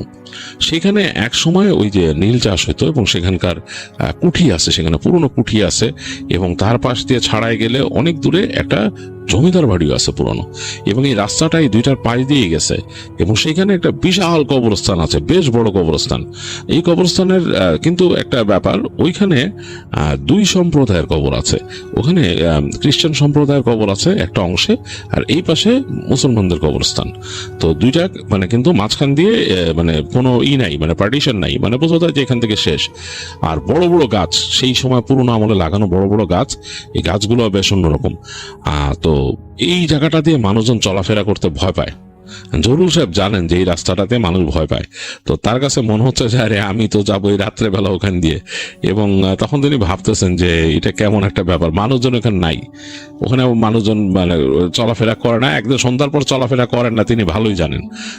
সন্ধ্যার পর চলাফেরা করেন না, দিনের বেলা যায় মানুষজন যতটুকু যাওয়ার, কিন্তু রাস্তাটা একটু অন্যরকম, এটা তিনি জানেন। তো জহুরুল সাহেবের কাছে একটু অন্যরকম লাগতেছিল, ওইটা ভেবে যে আমার ওই দিক দিয়ে যেতে হবে একা একা। তো যাই হোক, তারপরে তিনি প্যাডেল মেরে মেরে যাচ্ছেন, ঠান্ডা ঠান্ডা বাতাস, যেহেতু একেবারে খোলা প্রান্তর, বেশ ভালো বাতাস আসতেছে, ঠান্ডা। তাই তিনি ভাবতেছিলেন যে সোয়েটারটা সাথে রাখা উচিত ছিল। তার কাঁধের মধ্যে একটা ব্যাগ, এরকম চামড়ার ব্যাগ, সেটাতে তিনি চিঠিগুলো ক্যারি করেন, আর প্যাডেল মেরে মেরে যাচ্ছেন, মাঝে মাঝে গান গাচ্ছেন, মানে এটা জাস্ট নিজের একাকিত্ব কাটানোর জন্য। আবার তাকায় দেখতেছেন আকাশে সুন্দর একটা চাঁদ, বেশ সুন্দরই লাগতেছে। আর রাস্তাটা এখানে একটু ভালোই, মানে এই যে ইট পেছানো রাস্তা হলো, তার উপর দিয়ে মাটি পড়ে এমন একটা অবস্থা হয়েছে, শক্ত শক্ত হয়ে প্লেন টাইপের হয়ে গেছে। তো যাই হোক, চলতে চলতে চলতে একটা সময় তিনি এসে পড়লেন, দেখলেন যে একটা সরিষা ক্ষেতের পাশ দিয়ে চলে গেছে যে চিকন রাস্তাটা, এখন তিনি ওখান দিয়ে নেমে যাবেন ঢাল। তো তিনি এই জায়গাতে এর আগে যখন আসছেন, এই ঢাল দিয়ে নামছেন, তখন তিনি খুব মজা করে মানে সাইকেলকে স্লাইড করে নামাই নিতেন। তো এখনো তাই করলেন অন্ধকারে, বেশ মজা পেলেন, এবং তারপরে আবার প্যাডেল মেলে চলা শুরু করলেন। যাচ্ছেন গ্রামের রাস্তা দিয়ে, এই গাছগাছালি পার হয়ে বাঁকা রাস্তা দিয়ে একদম সেই পুরনো রাস্তায় উঠলেন। এই রাস্তাটা কিন্তু বোঝা যাচ্ছে যে এটা অনেক আগে খুব ভালো করে তৈরি করা ছিল, কালের বিবর্তনে এটা মনে হচ্ছে যে মাটির সাথে মিশে গেছে এই জায়গাটা। এবং মানে অন্যরকম, দুই পাশে বড় বড় গাছ, ডালপালাগুলো একদম বিশাল, মানে মেলছে, তার চারিদিকে শাখা মেলছে, এবং সেগুলোর যে বাঁকা বাঁকা ছোট ছোট ডাল, সেগুলোকে মনে হচ্ছে যে মানে বেশ ভয়ঙ্কর রকমের আঙ্গুল তার দিকে তাক করে আছে গাছগুলো, এরকম মনে হচ্ছে যে হাত বাড়ায় হাত তাক করে আছে, মানে ভয়ের মনে হয়। আর চাঁদের আলো পড়ে জায়গাটা কেমন যেন একটা ধূসর ভাব চলে আসছে। তো তিনি তাকাচ্ছেন, এই প্যাডেল মারতে মারতে একদম নীরব নিথর একটা পরিবেশ, শুধু ঝিঝি পোকার ডাকটা এমন ভাবে কানে এসে লাগতেছে বলার মতো না, মনে হচ্ছে খুব স্ট্রং, কানের পাশে ঝিঝি পোকা ডাকতেছে। আর পুরনো জায়গা হওয়ার কারণে একটা ঠান্ডা, মানে ঠান্ডাটা মাটির থেকে উঠতেছে, এরকম একটা অবস্থা। যাক, জহুরুল সাহেব প্যাডেল মেরে যাচ্ছেন, তবে তার নাকে একটা জিনিস এসে বেশ বদল করতেছে, সেটা হচ্ছে যে তিনি বাজার থেকে বেরোনোর আগে তিনি দেখছিলেন যে বাসায় মশলা দরকার, এই কারণে তিনি কিছু আদা, রসুন, পেঁয়াজ কিনছিলেন। তো সেগুলোকে প্যাকেট করে রাখছেন, তার পেছনের যে ওই ক্যারিয়ার আছে, ক্যারিয়ারের সাথে বেঁধে রাখছেন। তো এই মশলার গন্ধটা তার নাকে বেশ এসে লাগতেছে, মনে হয় পেঁয়াজ আর রসুনের গন্ধটা খুব বেশি স্ট্রং ভাবে লাগতেছে। তো যাই হোক, তিনি এরকম ব্যাটেল মেরে যাচ্ছেন। তো এক সময় শুরু হলো কবরস্থানটা শুরু হলো যে একটা বড় মোটা গাছের পাশ দিয়ে যাওয়ার সময় তিনি মানে একদম বাঁক নিয়ে ঢুকলেন, তখনই দেখলেন যে এই বড় বড় সারি সারি পুরনো টুমস্টোন ওখানে জেগে আছে। তো টুমস্টোন গুলোর পাশ দিয়ে তিনি যাচ্ছেন, এবং তার থেকে বেশি দূরে না, তার একটু পাশেই, মানে তিনি যাচ্ছেন যে ডান দিকে বেশ খানিকটা গিয়েই মাটি থেকে প্রায় ফুট 2 উঁচু পর্যন্ত লোহার গ্রিলের একটা ফেন্স, এবং এটা অনেক পুরনো তৈরি করা, মানে সেই আমলেই তৈরি করছে, অনেক দিন আগে পুরনো হয়ে গেছে লোহার এটা। তিনি দেখতেছেন যে অনেক দূর পর্যন্ত এটা গেছে, মানে অনেকটা দূর থেকে দেখে মনে হচ্ছে একটা রেল লাইনের মতো এরকম লাগতেছে। তো এটাই কিন্তু আসলে কবরস্থান আর রাস্তাটাকে আলাদা করছে দুইটার থেকে, কারণ কবরস্থান ঠিক রাস্তার লেভেলেই আছে, এটা কিন্তু উঁচু বা নিচু না, পাশাপাশি। এবং এই যে মোটা মোটা গাছের শেকড়গুলো চলে গেছে ওই গ্রিলের নিচ দিয়ে, তিনি দেখতেছেন তার কাছে একটু ডিফারেন্ট লাগতেছে। এবং তিনি জানেন যে এরপরে শুরু হবে হচ্ছে, এই অংশটা পার হয়ে গেলে ওই পাশে হচ্ছে মুসলিম গ্রেভইয়ার্ড, মানে মুসলমানদের কবরস্থান, এবং সেটাও অনেক দূর পর্যন্ত বিস্তৃত। পার্থক্যটা হচ্ছে যে এইখানে যেমন এই যে টুমস্টোন দেওয়া, ওখানে টুমস্টোন নাই। ওখানে বোঝা যায় যে মানে কবর আছে, আবার অনেক কবর অনেক পুরনো, সেখানে অনেক জায়গায় ওই যে বাঁশের বেড়ার মতো দিয়ে রাখছে, সেগুলো পূরণ হয়ে গেছে। তো যাই হোক, তার যতটুকু মনে আছে এটা, তবে আজকের পরিবেশটা ডিফারেন্ট। তিনি যখন এখানে আসছেন এর আগে, তখন ছিল দিন আর এখন রাত, চাঁদের আলো এসে পড়ছে বিভিন্ন জায়গায়, এবং কুয়াশাটা মনে হচ্ছে জ্বলতেছে এই চাঁদের আলোতে। তিনি একবার ভাবলেন যে এরকম রাত্রে আসাটা আসলে ঠিক হয় নাই, আমি কেউ নাই, মানে শুনশান। তো তিনি যাচ্ছেন সাইকেল চালায়, তো যখন কবরস্থানে মোটামুটি মাঝ পথে চলে আসছেন, এই সময় তিনি শিয়ালের ডাক শুনলেন। মনে হলো একটার পর একটা শিয়াল ডাকা শুরু করছে, মানে শিয়াল ডাকতেই আছে একটার পর একটা। তিনি চিন্তা করলেন এটা কি প্রহর হলো শিয়াল ডাকার সময়? এই সময় তো শিয়াল এরকম ডাকে না, এখন তো মানে রাত এত গভীর হয়নি। তারপর তিনি ভাবলেন যে আসলে শিয়ালের ডাকের আবার কি টাইম, তার ইচ্ছা হয়েছে ডাকতেছে এরকম। কিন্তু তিনি অবাক হলেন যে শিয়ালের ডাকগুলো মনে হচ্ছে যে একটার পর একটা ডাকতেছে, আরো সামনে চলে যাচ্ছে তার সাথে সাথে। তিনি তো সাইকেল প্যাডেল করে যাচ্ছেন, মনে হচ্ছে অ্যালং সাইড, মানে তার পাশ দিয়ে যাচ্ছে জিনিসগুলা, তার পায়ে দিয়ে ডেকে ডেকে চলতেছে। এবং একবার তিনি খেয়াল করে ভয় পেয়ে গেলেন, কারণ কি তিনি তাকাইছেন ডান দিকে, তিনি তাকাইতেছে, তার কিন্তু দুই পাশে কিন্তু গ্রেভিয়ার্ড কিন্তু এক সাইডে না, দুই পাশেই রাস্তার। তাকায় দেখলেন যে তার ডান পাশ দিয়ে এই অন্ধকারের মধ্যে, কুয়াশার মধ্যে দিয়ে চলতেছে শিয়াল, সেগুলো চোখ জ্বলতেছে এবং তাকে ফলো করে করে আসতেছে। কয়েকটা শিয়াল তিনি দেখতে পাচ্ছেন কুয়াশার মধ্যে দিয়ে, কারণ কবরস্থানের যে মাটির লেভেলটা সেখানে কিন্তু কুয়াশা হয়ে গেছে। ওই যে ফুট দিয়ে কুচু যে ফেন্স বা বেড়া, সেটা কাছাকাছি মাটি থেকে তার কাছাকাছি পর্যন্ত কুয়াশা। এবং এর মধ্যে দিয়ে তিনি হঠাৎ দেখলেন কুয়াশা তো ছেড়ে ছেড়ে যায় কয়েক জায়গায়, এর মধ্যে দেখলেন তিনি শিয়াল কয়েকটা যাচ্ছে, চোখগুলো জ্বলতেছে, ভাটার মতো জ্বলতেছে, এবং তাকে তার পাশে ফলো করে যাচ্ছে। তিনি কেমন একটা শব্দ পেলেন, সরসর। তো বাদিকে তাকাইলেন, তিনি বাদিকে তাকায় দেখলেন, মানে এটা অটোমেটিকলি তার রিফ্লেক্সে তাকাইছেন, সেখানেও দেখলেন কয়েকটা শিয়াল তাকে ফলো করে চলতেছে, মানে তাকে ফলো করে দুই পাশ থেকে শিয়াল চলতেছে। তো জহুরুল সাহেবের আসলে বুকটা কেঁপে উঠছে। তিনি চিন্তা করতেছেন, আরে ভাই এদিক দিয়ে যাচ্ছি, আবার এদিকে ব্যাক করে আসবো কেমন রাত্রেবেলা, তার তো আবার ফিরে আসতে হবে এখান দিয়ে। ভয় লাগা শুরু করছে তার কাছে। এবং শিয়াল সাধারণত মানুষকে এইভাবে আক্রমণ করে না, ছোট বাচ্চা কাচ্চা দেখলে করে, বা এরকম একটা বয়স্ক পূর্ণাঙ্গ মানুষ সাইকেল চালা যাচ্ছে তাকে করে না। তো তিনি একটু মানে ভয় পেলেন, মানে বেশ ভয় পেয়েছেন উনি। ওনার কাছে, জহুরুল সাহেবের কাছে একটা ছুরি আছে, তার ব্যাগের মধ্যে একটা ছুরি আছে, একটা টর্চ লাইট আছে। তো ওইটাই হচ্ছে তার ভরসা, যে টর্চ লাইট আর ছুরি দিয়ে তিনি যতটুকু নিজেকে নিরাপদ রাখতে পারেন, কারণ তাকে সাধারণত রাত্রেবেলা এরকম বেরোতে হইতো না। তো যাই হোক, তারপর তিনি তাড়াতাড়ি একটু জোরে প্যাডেল মারা শুরু করলেন। তো প্যাডেল মারতে মারতে তিনি চলে আসলেন ঠিক ওই যে কবরস্থান যেখানে মানে আলাদা হয়েছে আর কি, দুইটা মানে আলাদা, মানে কি, মানে এটার পর থেকে আসলে মুসলিম অংশ কবর দেয়ার। তো ওইখানে তিনি যখন চলে আসছেন ঠিক কাছাকাছি, হঠাৎ করে অনেক ইট উড়ে আসলো তার দিকে। মনে হলো এক নাগাড়ে কেউ মনে করেন যে 10-20টা ছোট ছোট ইট একসাথে করে যে ছুঁড়ে মারে, প্রচন্ড জোরে ছুড়ে উড়ে আসছে। এবং তার মধ্যে দুইটা লাগলো তার ব্যাগে লেগে ভেঙে টুকরা টুকরা হয়ে গেল ইটগুলা। আর একটা গেল তার কানের পাশ দিয়ে, সে বুইং করে একটা শব্দ শুনলো একদম, মানে তার কানের পাশ দিয়ে হুইসেল কেটে ইটটা গেছে। তিনি বুঝতে পারলেন যে এরকম মানে একটা ইট গেছে। এবং তারপরে আরেক ঝাঁক ইট উড়ে আসলো তার দিকে, এবং এর মধ্যে কয়েকটা তার পায়ে লাগলো। তিনি প্রচন্ড ব্যথা পেয়েছেন পায়ে, যেগুলো লাগছে, মানে এত জোরে মারছে কেউ, মানে এত জোরে কিভাবে ইট মারে তিনি এটা বুঝে পারলেন না। ইট বলতে কি, এগুলা কিন্তু মাটির ঢেলাই, এখানকার যে গুঁড়া গুঁড়া ইট থাকে, মাটির গুঁড়া শক্ত হয়ে যায়, সেগুলা কুড়ে মারছে কেউ। তিনি মানে ভয় পেয়ে গেলেন, ব্যথাও পাইলেন। তিনি আরো জোরে প্যাডেল মারা শুরু করলেন, আবার এক ঝাঁক উড়ে আসলো, এবং এরপর ঝাঁকে ঝাঁকে শুধু ইট উড়ে আসতেছে রাস্তার দুই পাশ থেকে তার দিকে। এবং তার যে সাইকেলের যে চাকার মধ্যেও লাগলো, লেগে খটাংখট করে মানে এরকম কয়েকটা গুঁড়া হয়ে গেল হয়ে। তিনি বুঝতে পারতেছেন তাকে কে ইট মারতেছে, এবং তিনি ভয় পেয়ে গেছেন। ঠিক এই সময় বেশ কয়েকটা বড় ঢেলা উড়ে আসলো তার দিকে। এগুলো হচ্ছে এক একটা মুঠ হবে, মানে এক মানুষের, একটা বয়স্ক মানুষের একটা হাতের মধ্যে, অনেকটা টেনিস বল টাইপের সাইজের, এরকম কয়েকটা উড়ে আসলো। তার একটা লাগলো তার হাতের পাশে, এবং খুব জোরে লাগলো, ঠাস করে লাগছে, এবং তার শরীরে লেগে এটা ভেঙে গুঁড়া হয়ে গেছে। তিনি তার সাইকেল থেকে ব্যালেন্স হারায় পড়ে গেলেন, এবং দেখলেন তার আশেপাশে তখনও ইট পড়তেছে ঠাস ঠাস করে, মানে এদিক ওদিক পড়তেছে, রাস্তার মধ্যে পড়তেছে, মনে হচ্ছে গাছের উপর থেকে ইট মারতেছে কেউ, এরকম অবস্থা।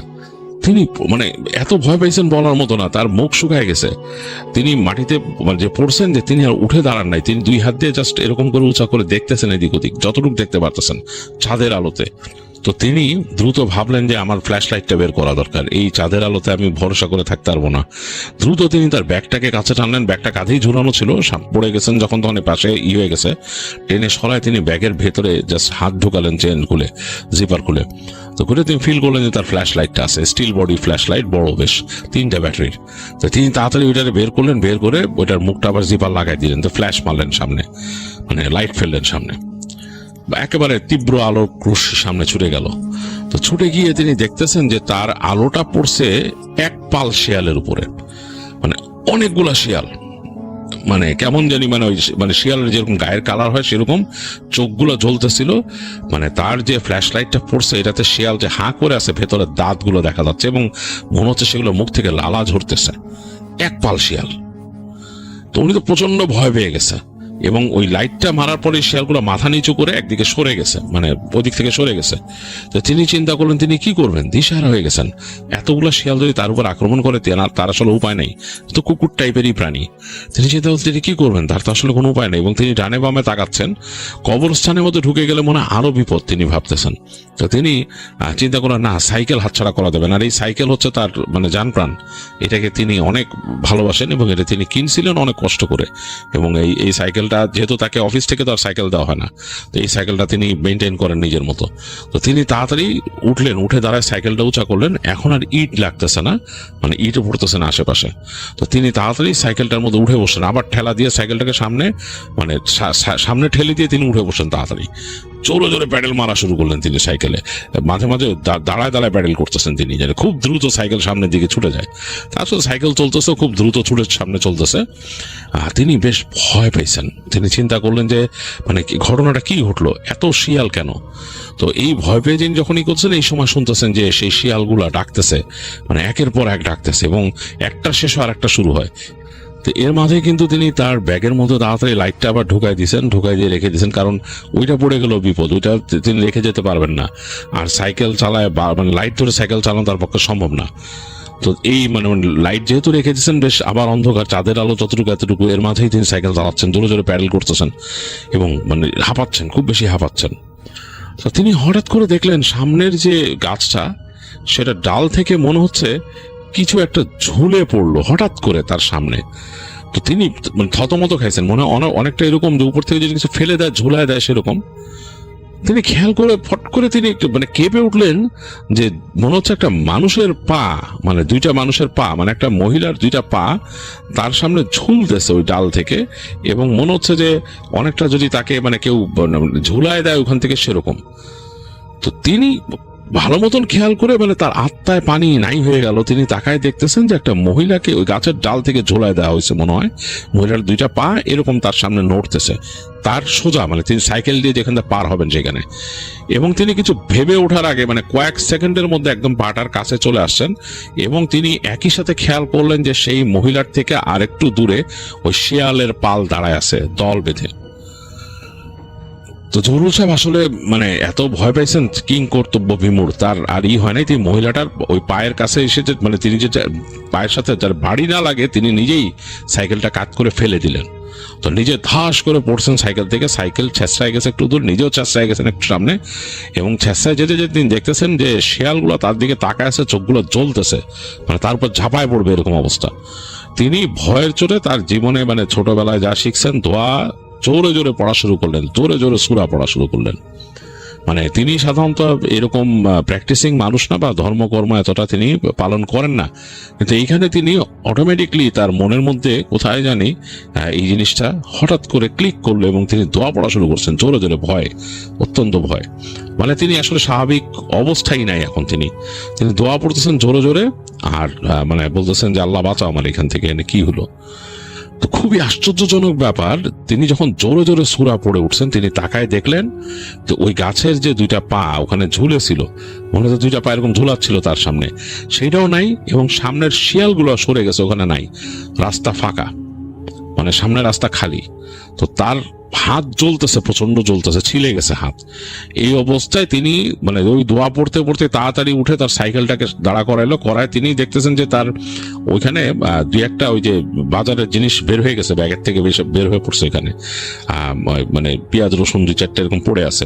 তিনি ওইভাবে চিন্তা না করে তাড়াতাড়ি ওই সাইকেলে উঠে টান দিলেন। সাইকেল ওই বাজার ঢোকানোরও তার সময় নেই, তিনি টান দিলেন, টান দিয়ে যাচ্ছেন সাইকেল মানে ইচ্ছা মতো প্যাডেল করতেছেন জোরে, গায়ের যা জোর আছে। প্যাডেল করতে করতে তিনি এক সময় ওই কবরস্থানটা পুরো পার হয়ে গেলেন। তো কবরস্থান যখন পার হয়ে আসতেছেন তখন ঠিক যখন বের হয়ে যাবেন কবরস্থান থেকে, তখন মনে হলো তার মাথার পেছনে কেউ একটা চড় মারলো তাকে, ঠিক ঘাড়ের পেছনে, খুব জোরে, এবং মানুষের হাত দিয়ে যেভাবে মারে সেরকম একটা চড় তার মাথার পেছনে লাগলো। তার মাথাটা বিম করে উঠলো, মানে মনে হলো চড়টা পুরোপুরি লাগে নাই তার মাথায়। তিনি কিন্তু ধোয়া পড়তেছিলেন, মনে পুরা লাগে নাই, এই জন্যই হয়তো তার পুরা লাগে নাই মাথায়। তো তিনি দ্রুত সাইকেল নিয়ে বের হয়ে গেলেন, এবং তখনই তিনি আবিষ্কার করলেন সামনে একটা মানে মানুষের বাসা আর কি, সেখানে বাড়ি আছে। তো তিনি একবার চিন্তা করতেছেন ওই বাড়িটা ঢুকবে কিনা, তারপরে দেখলেন যে আরো একটু গ্যাপ দিয়ে যে আরো 2-3টা বাড়ি ওখানে।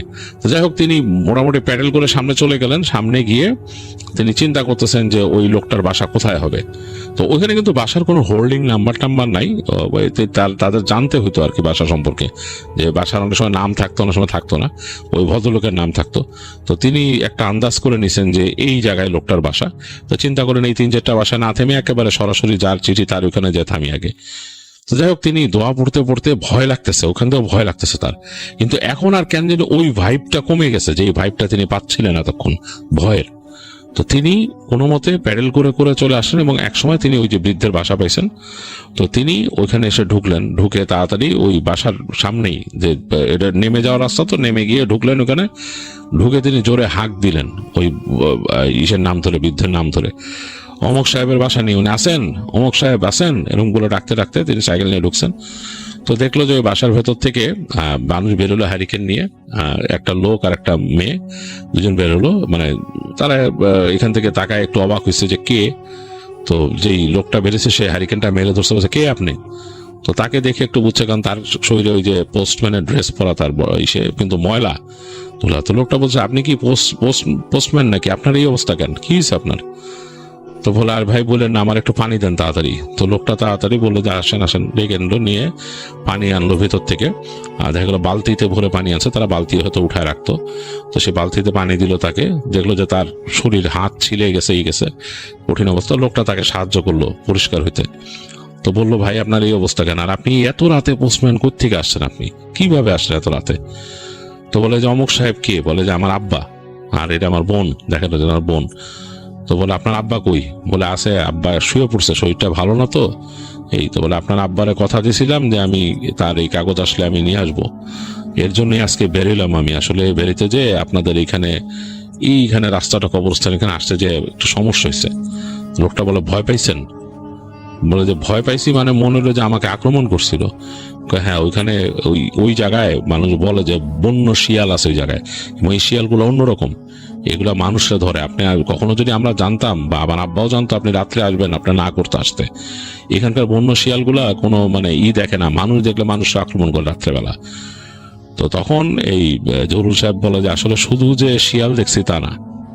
বলে কি বলে, এরকম এরকম। হলো বুঝছি ওই জায়গা খারাপ, আপনার এরকম কেন, সবাই অবশ্যই এরকম ধরে না, শিয়াল ধরে অনেক সময়, বাট এরকম ধরে না। মানুষ আক্রমণও করছে, শিয়াল মানুষ আহত হয়েছে, এরকম হয়েছে। তারপর একটা ছোট ছেলের একবার নিয়ে চলে গেছিল ওদিক থেকে, মানে সেই ছেলের বয়স 13-14 বছর, ওরা নিয়ে গেছিল ওদিক থেকে সন্ধ্যার সময়, শিয়াল মানে আক্রমণ করে নিয়ে গেছে এরকম।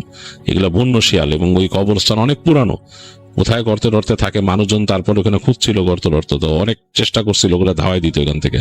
আর মানুষ বলে ভূত প্রেত আছে ওই জায়গায়, খারাপ জিনিস আছে, আপনারে হঠাৎ ধরলো। তো সে বলে জানি না, এরকম এই সেই হ্যান ত্যান। তো সে তখন ওই ভদ্রলোকের ছেলেকে নিয়ে আসলো, এসে বললো যে ছেলেটা বলতেছে আপনি রাত্রেবেলা এখান থেকে যান না, আপনি থাকেন আমাদের বাসায়, থেকে যান আজকে।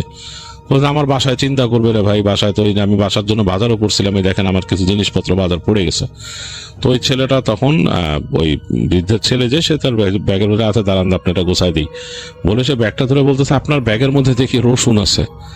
ভাই এই রসুন কিন্তু খুব অন্যরকম জিনিস, রাতের বেলা এগুলা রসুন ক্যারি করলে এই রসুনের ইসে অনেক হয়, এইসব খারাপ জিনিসগুলা, বিশেষ করে এই খারাপ জিন যেগুলো আছে এগুলো অনেকেই আছে রসুনের গন্ধ সহ্য করতে পারে না। এই যে বলছেন ইট মারছে আপনারে, এগুলা মনে হয় রসুনের গন্ধ পেয়েই মারছে আপনারে, ভয়ঙ্কর রকম। তা আপনি দোয়া দুরুদ পারছেন বলে আপনি বেঁচে গেছেন, নাহলে হয়তো আপনার আরো ক্ষতি করতো। তখন ওই জহুরুল সাহেব বললো যে ভাই শিয়ালগুলো যদি আপনি দেখতেন বুঝতেন। বলে যে হ্যাঁ ওগুলা আসলে নর্মাল শিয়াল কিনা কে জানে, ওগুলো অনেক ভয়ঙ্কর, অনেক ভয়ঙ্কর। এবং মানুষ এখন ওখানে সাধারণত কবরও দিতে চায় না ওই জায়গায়, এইসব ভয়, ওই জায়গায় কবর দিতেও যায় না মানুষ। তো যাই হোক, তাকে শুশ্রূষা করলো ওই লোকটা এবং বললো যে রাত্রে যেতে দেবে না। তো বৃদ্ধ এর মধ্যে উঠছে, উঠে তো বৃদ্ধ তার চিঠি নিয়ে খুব আবেগ আপ্লুত হয়ে গেছে, এবং তাকে বললো যে বাবা তোমার তো যেতে দিবই না আমি রাত্রে, তো এখানে কোনো না, তুমি ওই রাস্তা দিয়ে যেতে পারবা না একলা। এই তো তিনি বললেন যে আমার ওই জরুল সাহেব বলছে যে বাসার জন্য জিনিস, তোকে বাসার জন্য জিনিস থাকলেও এখন কোনো মানে বাসায় টেনশন করবো, এখন টেনশন করলে কি করার, আমি কিভাবে তোমার যেতে দিই, রাস্তাটা ভালো না। এই কার একটা পারো আমার ছেলের সাথে নিয়ে যাও, যে ও ওখানে থেকে রাত্রেবেলা কালকে দিনে চলে আসবে। তো বলছে না থাক, জরুল তখন বলে যে না থাক, অসুবিধা নেই, আমার বাসায় জানে যে আমি যেই পেশায় নিয়োজিত আছি আমার অনেক চাপ পড়তেই পারে, আমি অনেক সময় আছে পোস্ট অফিসে থাকছিও রাত্রে, বাদ দেন। তো যাই হোক, জরুল যখন ওই বাসায় থেকে যায়, তারা ওই দিন ভালো রান্না বাড়া করে জরুলকে মানে তারা আপ্যায়ন করে, এবং তিনি ওই রাত্রে ওই বাসায় ছিলেন। তারা অনেক জরুল ওখানকার নাকি অনেক গল্প শুনে আর কি ওই এলাকা নিয়ে, এবং ওই যে কবরস্থানটা ওখানে যে নীলকুঠি ছিল ওখানে মানে খুব অন্যরকম ব্যাপার স্যাপার ছিল, এবং এইসব কারণেই নাকি ওখানে এই ধরনের অতিপ্রাকৃত জিনিস প্রায় ঘটতো। এবং ওই জমিদার বাড়ির ওখান থেকে মানুষ দেখতো নীল আলো, জমিদার বাড়িকে ওখানে পাহারা দেয়। এবং বলছে যে ওইখানে ওই বৃদ্ধ ভদ্রলোক বললো যে ওখানে মানুষ বলে জক করে রাখছে, জমিদারের ধন জক করা আছে এখানে। এবং ওই শিয়ালগুলো আসলে শিয়াল না, ওগুলা খারাপ জিন, ওগুলা পাহারা দেয়, ওই জায়গা পাহারা দেয়। এবং ওই মানুষজন হয়তো আসলেই ওই বৃদ্ধ ভদ্রলোকও বললো এই যে তুমি যেখানে নিয়ে আসছো, এই যে রসুন নিয়ে আসছো, পেঁয়াজ নিয়ে আসছো, এগুলোর গন্ধে তারা আরো হিসেবে তোমার উপর রাগ করছে এবং তোমার উপর আক্রমণ করছে। যাই হোক, এই ছিল জহুরুল সাহেবের ঘটনা, যেটা মানিক চৌধুরী আমাদের কাছে শেয়ার করলো। আমার কাছে কিন্তু বেশ ইন্টারেস্টিং লাগছে।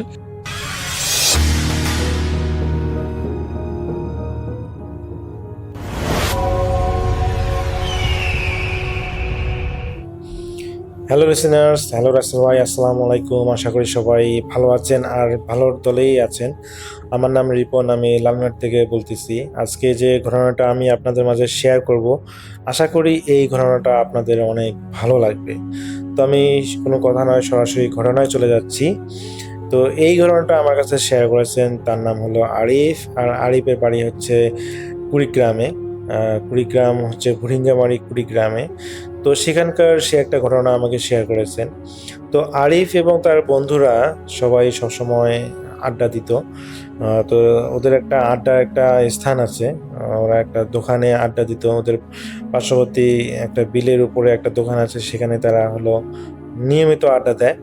তো আরিফ হলো ওর বন্ধুদের সাথে আড্ডা দেওয়ার সময় ওর একটা বন্ধু, তার নাম হচ্ছে রাকিব। রাকিব এবং হলো জুয়েল, দুইজনে হলো কথা বলতে বলতে এক সময় তারা আসলে ওই ভৌতিক বিষয়গুলো নিয়ে কথা বলে। তো ভৌতিক বিষয় নিয়ে কথাগুলো বলতে বলতে তারা একটা জিনিস করে ফেলে, সেটা হচ্ছে যে ওই জুয়েল হলো রাকিবকে বলে যে তোর যদি এতই সাহস, মানে এখানে আসলে কথা বলতে বলতে রাকিব খুবই সাহস দেখাচ্ছিল যে ওর অনেক সাহস, এটা বলতেছিল।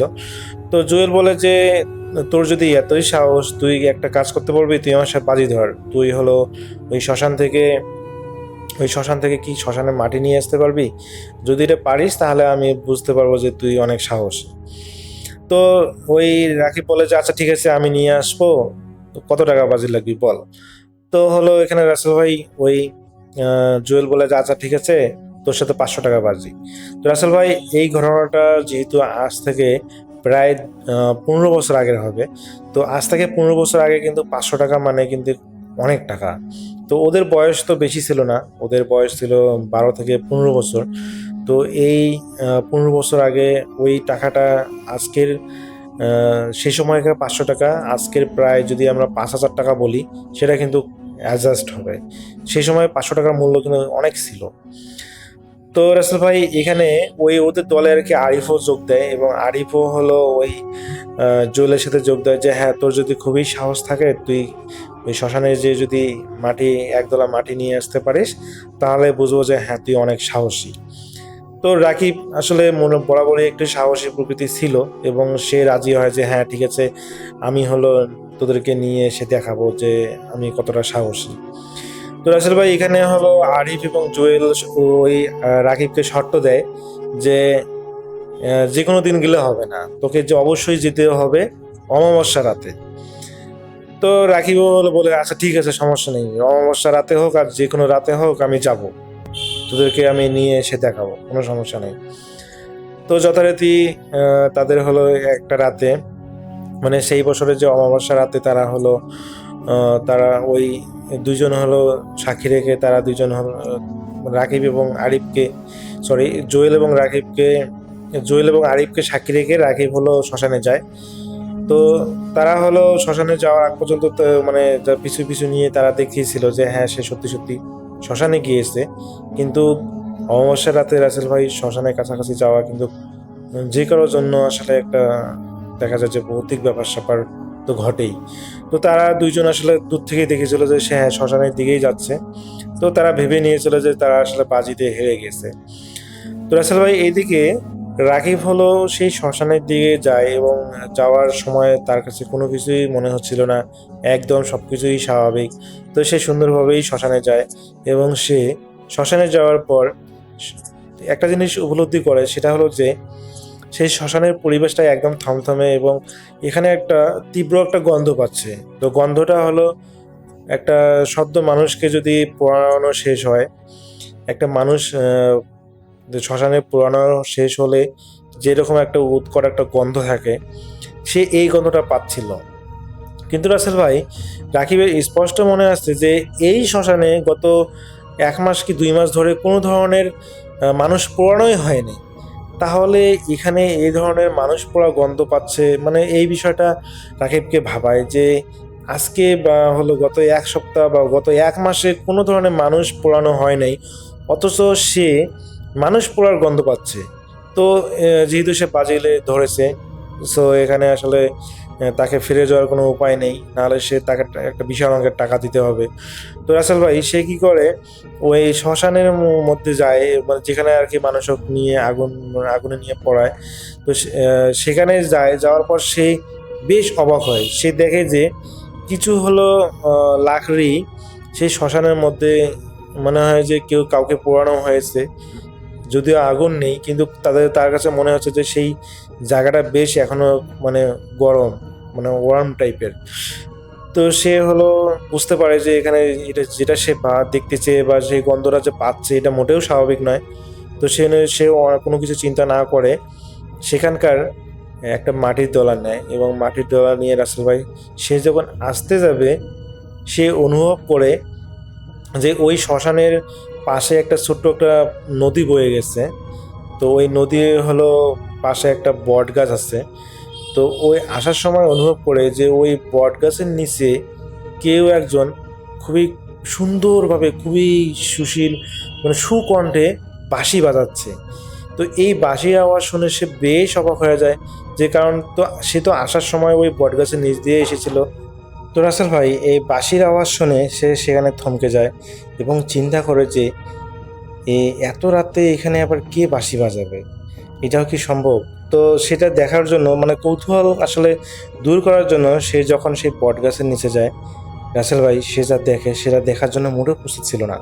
সে দেখে যে একটা সুন্দর একটা মেয়ে, সাদা শাড়ি পরা, হাতে সাদা সাদা সাদা চুড়ি, মেয়েটা দেখতেও অনেক ফর্সা, দেখতে অনেক সুন্দর, কিউট দেখতে। এবং সে দেখে যে একটা বাঁশি বাজাচ্ছে।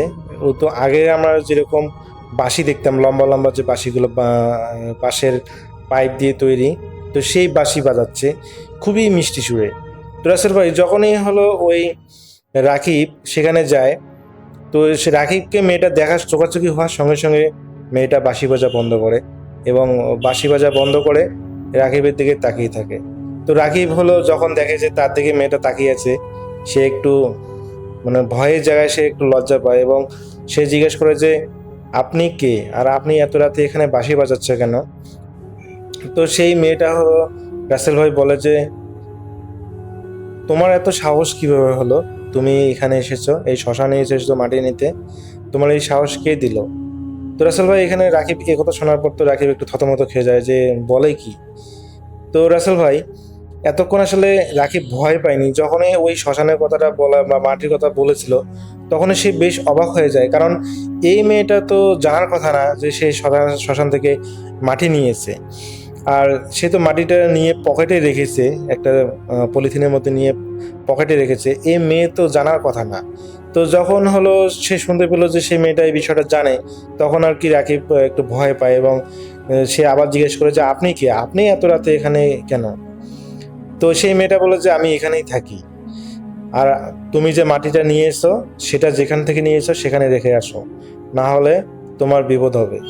তো রাসেল ভাই এটা শুনে তো রাকিব মানে ভয় পেয়ে যায় যে এই মেয়েটা বলে কি যে তার বিপদ হয়ে যাবে। তো সে চিন্তা করে, তখনই তার মনে পড়ে যে তাদের বন্ধুদের সাথে তো বাজি ধরে সে মাটিটা নিয়েছিল, তো এখন এই মাটি তো রাখা যাবে না, এই মাটি রাখলে তাকে একটা বিশাল অঙ্কের টাকা তাকে জরিমানা দিতে হবে। তো রাসেল ভাই, তো সে কি করে, সে মেয়েটার কোনো কথা না শুনে সেখান থেকে সে বাসায় চলে আসে, সরাসরি একদম বাসায় চলে আসে এবং তার বন্ধুদেরকে দেখায় যে এই দেখ আমি হলো মাটি নিয়ে এসেছি। তো দেখা যায় যে হলো জুয়েল এবং আরিফ তো হেরে যায়, তো তারা হলো 500 টাকা তাকে দিয়ে দেয়, রাকিবকে দিয়ে দেয়। তো রাসেল ভাই, ঘটনা এখানে শেষ হলে ভালো হতো। তো দেখা যায় যে ওই রাকিব এরপরে হলো একটা সমস্যায় পড়ে, সেটা হলো যে সে রাত হলেই, বিশেষ করে রাত 10টা বাজলেই সে অনুভব করে যে তার আশেপাশে কেউ দাঁড়িয়ে আছে, সে যখন ঘুমাচ্ছে তার পাশে কেউ ঘুমাচ্ছে। তো এই ধরনের জিনিসগুলো সে ফিল করে প্রথম প্রথম। তো পরবর্তীতে দেখা যায় রাসেল ভাই 2-3 দিন পার হওয়ার পর সে অনুভব করে, সে ওই মেয়েটাকে সে অনুভব করে যে তার আশেপাশে মেয়েটা আছে। একসময় রাসেল ভাই সেই মেয়েটা তাকে দেখা দিতে শুরু করে এবং সে মেয়েটা বলে যে যেখান থেকে মাটি নিয়ে এসেছো সেখানেই হলো রেখে আসো, তোমাকে সময় দিলাম 1 সপ্তাহ, যদি তুমি এই সময়ের মধ্যে যদি তুমি মাটি রেখে না আসো তাহলে তোমার অনেক বড় ক্ষতি হয়ে যাবে।